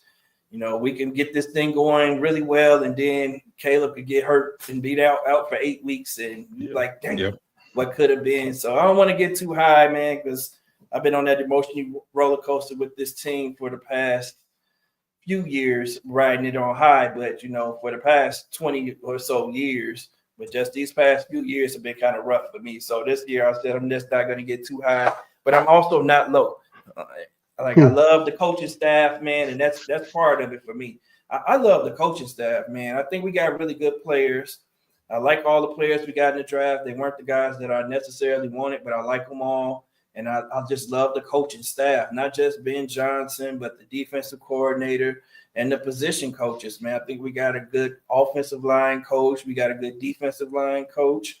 We got a great wide receiver coach and another great DB coach. So I think that, this team could take off, but we know that, it takes time for some teams. Some teams are able to take off right away. Other teams, it takes a little while for everything to gel. So I don't know what it's going to be for the Bears. So that's why I'm not going to get too high. And it's a tough schedule this year, but I'm going to always be bearing down either way and rooting these guys on. And hopefully, man, we take off, man. Just take off. But if we don't, I'm going to keep riding with them. And I know everyone else in the chat and all of us will too. So. Absolutely. Thanks, Samuel. Thanks for hopping on tonight, man. This was really fun as usual, man. I love you guys. I love the chat. This makes my week. This is my respite from the week. My life's been so hectic that it's so great to get out of all the crap that's going on in my life, because it's been going on for a while, and it just is what it is. But man, bring on August. I'm almost like tempted to want to have it now, but I don't because it's the middle of May. You know, and they're not even in the middle of May. So this might be the best coaching staff the Bears have assembled in my lifetime, and I mean that when I say that. I mean the best ever. I'm talking over 85 and all of them. This might be the best coaching staff they've ever assembled. You look at all the guys that we brought in, it's amazing because 3 or 4 of these guys could be head coaches somewhere else. Some of them were. Yeah. I wasn't like I gave the draft a B, but that even took me a bit because I was more leaning towards what we were talking about earlier, Pete, where give me Grant, give me Michael Williams. I want this guy. Even when we got the defensive tackle out of Texas A&M, I was going, give me Swinson, give me Nick Scowerton. I wasn't looking at things, you know. But I went back and looked at it. It's like I gave it a B, and I'm like, it could potentially be an A real easy. Just I got to see it because of the things that you talked about. These last few years have been rough on Bears fans, man. What we've gone through and looking at this, oh, yeah, we could be better than people think, and then, no, we're not. And then actually kind of really go backwards last year. I know we switched quarterbacks, but we went backwards, not forward. We went backwards, and that I was not happy with it, as every Bears fan was not. So I just can't wait to see it. It's again, Peach, what we talk about. Yeah, it looks good. It sounds good. I look at everything. The numbers look good. This guy looks good in college, but I want to see it in an NFL game. So I will stay optimistic as I always am. But I'm a little more leery this year. I'm not going to say, oh, yeah, we're going to win 8 or 9 games as easily because I've been saying it for the last 3 seasons that we should win. And what really ticks me off is we could have. We could have won 8 or 9 games the last 3 years, every year. But there's a lot of things that people or we could have done. So I just want to thank you guys, man. I had a blast. This was fun. Let's do it again. Let's do it again. and that's what she said. That's what I was thinking. That's the equivalent of smoking a cigarette and saying, "Let's do it again." You know what? Let's have enough. Let's do this again. See you next Thursday. For round 2? Right. And Shorty, don't be calling everybody a cunt because you just said see you next Thursday. Because really, when you say cunt, that really means can't understand normal thinking. But when you say see you next Thursday, that means you're calling him a cunt. Sorry, Pete. I just can't win. I can't win. Oh man. Walt is saying, "Oh, I caught Samo being nice." I'm sorry, Patty. I'm so sorry, Patty. Patty's What's on up, here. Walt? I'm saying all this crap. I want to first off say we'll get to you guys in a minute, but you guys in chat, obviously, you for the how many millionth time have I said this? Is the reason. It's the reason for this. So thank you guys. And that being said, it could not happen without any of you guys. You guys are, all 3 of you are amazing, and your contribution to this channel and to Samo, everyone, we've kind of all been all over everyone's channels. It's what makes this special. And as long as we continue to have conversations like this that are, no matter what one's opinion is or perspective is on one player or whatever it might be, it's always respectful, and it always, exactly to what you said, Foster, makes this so special for all of us every single week that we do it. And no matter how much of a bad week that we're having, no matter how leading up to the minute that this show starts, I might not even want to do it myself. It's because of you guys that I do, that we do, and it really always comes down to it ends up just being so much fun that we leave this just thinking about it the next day like, wow, I'm so glad I did that, because it's fun. And you guys are awesome. I want to just first off thank every one of you. Much love and much appreciation to you. And I'll end my Bears thoughts with this.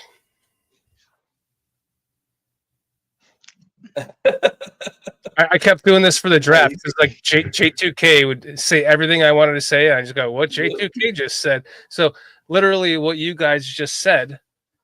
And just to add to that, like I have, just like all of you guys, just every year, we're overly optimistic at this point, and we always just put the past aside, and we look forward to a new future. We're 0-0 right now, and we're like we're undefeated, you know. And then we get in the season, and all the shit fucking happens, and we're like, we should have. Why didn't we sign more offensive linemen? Why didn't we get another running back? And that might happen again this year. Injuries might happen, yada, yada, yada. But the one thing that we can all unite together with, and this is not just us as Bears fans, we're not being homers with this. This is the NFL itself, all agreeing that we have got the coach. And no matter what false optimism that we might have had in the past, the one thing that makes this truly feel like it's not false optimism is Ben Johnson and the coaching staff that they put together. It's not just Ben, it's Dennis Allen. It's Antoine Randall L. It's who am I missing? I mean, there's so many good to great head coaches that not head but coaches. Bieniemy, thank you. Bieniemy going to running backs coach. I mean, that's a win-win for us, big time. All this gives us probably the most optimism and hope that we have had in a long time. Real hope and optimism, and I think that for once.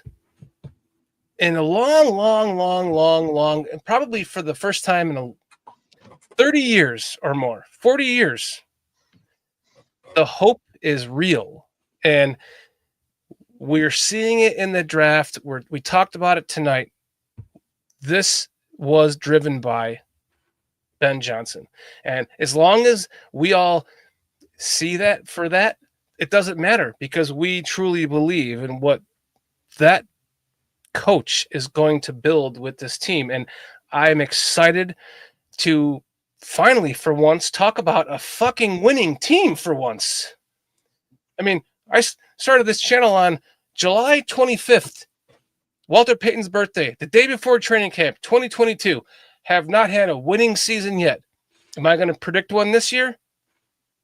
I'm going to go on the cautious side and probably say I probably won't. We'll see what happens when the schedule comes out. I probably will predict a winning season, but I'm being cautiously optimistic like you guys are saying, and I think that we all are. I think we're all a little bit guarded.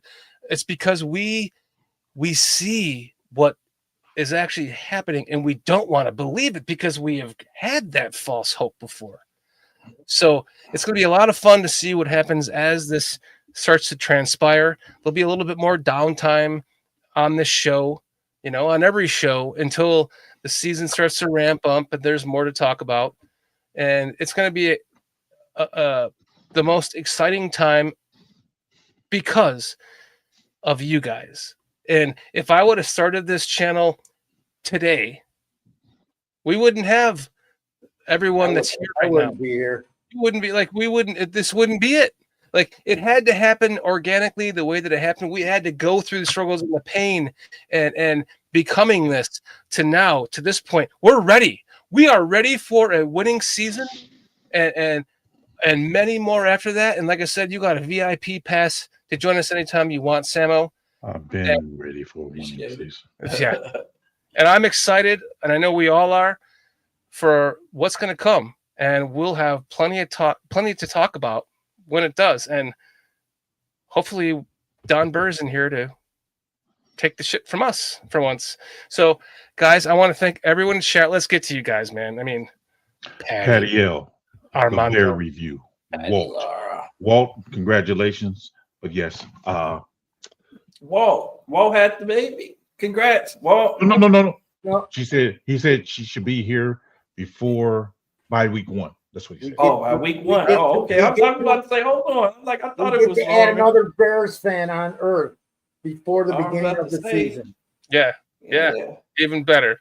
Congratulations, Walt. Even better. She'll be here bringing us good luck all season long, I hope.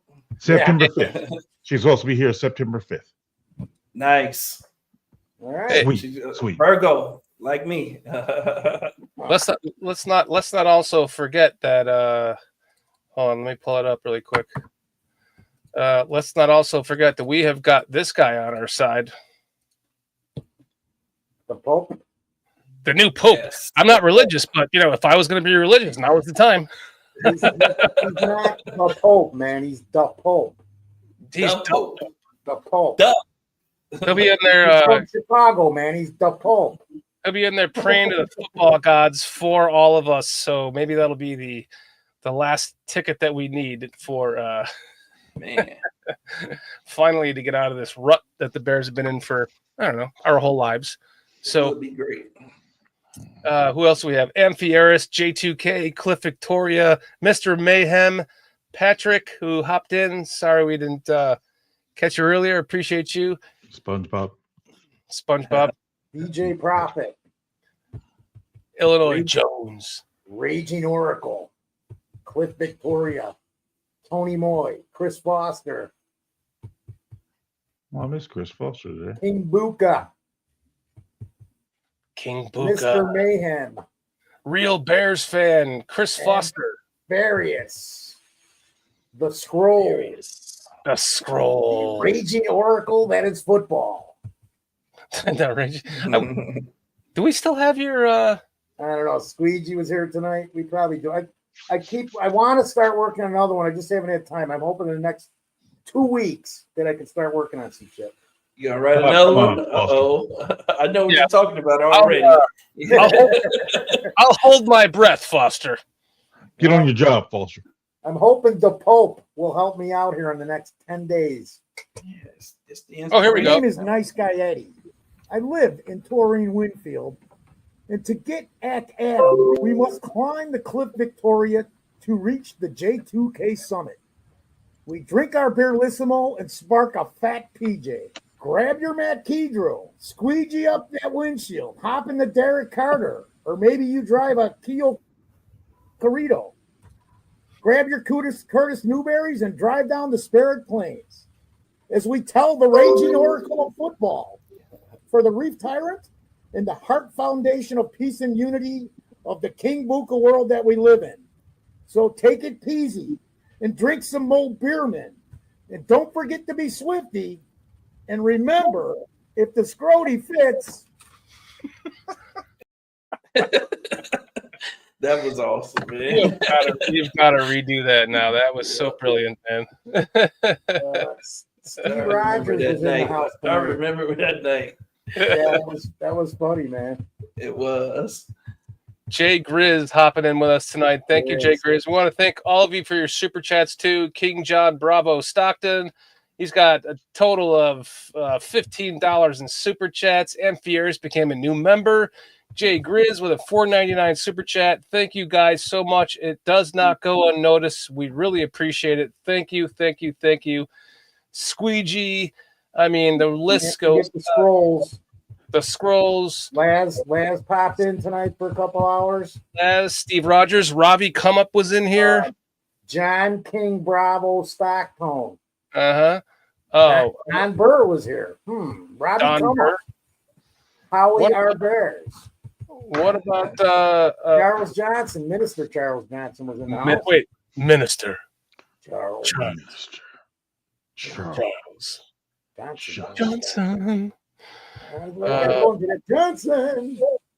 Johnson. Illinois Jones. John King Bravo. ECJ Global WW. One of our members. Podcast. Thank you as always, Carl. Man, Carl's just an awesome producer, man. We're fortunate. We're just fortunate to have him. Carl. Bearskin Matt. Bearskin Matt. Yep. Steve Rogers. Who else? Amphiarius. I think it's Amphiarius. This is the dawning of the age of I want to say it my way, shorty. Yeah. Howie our Bears. Yes. I'm trying to find. I'm trying to get all the way to the top. This thing is so long. Atmos. We did say J2K, right? I hope we did. If we did, we didn't. K. Fucking J2K. Raging. Brandon Duplessis from the. There's so many Sports Chicago podcasts. Four Star Chicago Sports podcast, which they're on the air now. 4-Star Chicago Sports. Go check them out right now if you're still wanting to stay up. Awesome show. STC, thanks for joining us. STC.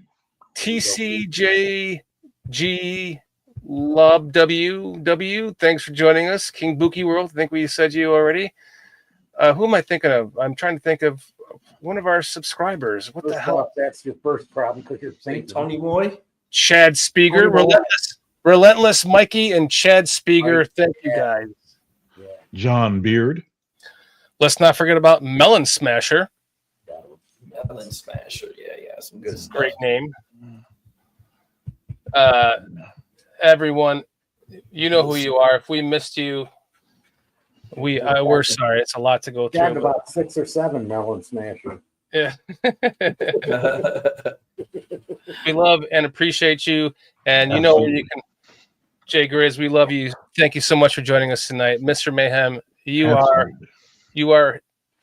are one of the shining lights. You're here every week. You have been from day one, and we love and appreciate you. Same with you, Clip. And you guys are the shit, man. Much appreciated. The Clipster. Gotta love the Clipster. Definitely. And guys, you know where you can find us. Mm-hmm. Same Bears time, same Bears channel. Next Thursday, 9 p.m. Eastern time. We will see you then on a 1, a 2, a 3. The Bears. Bears. Bears.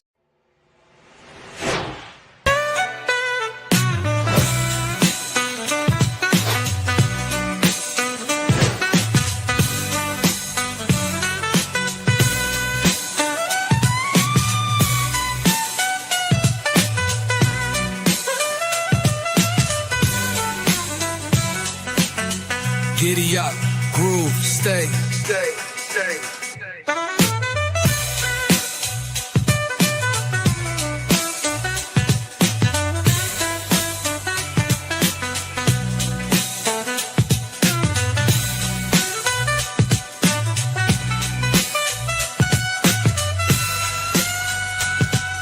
You down with BCP? Yeah, you know me. You down with BCP? Yeah, you know me. Integral, grind exponential. You down with BCP? That's the way we rotate radially. You down with BCP? Down with BCP? You down with BCP? You down with BCP? That's the way we do things limitlessly. Yeah, you down with BCP? Yeah, you know me. You down with BCP? Let's blow. Switch the flow. Shift the tempo.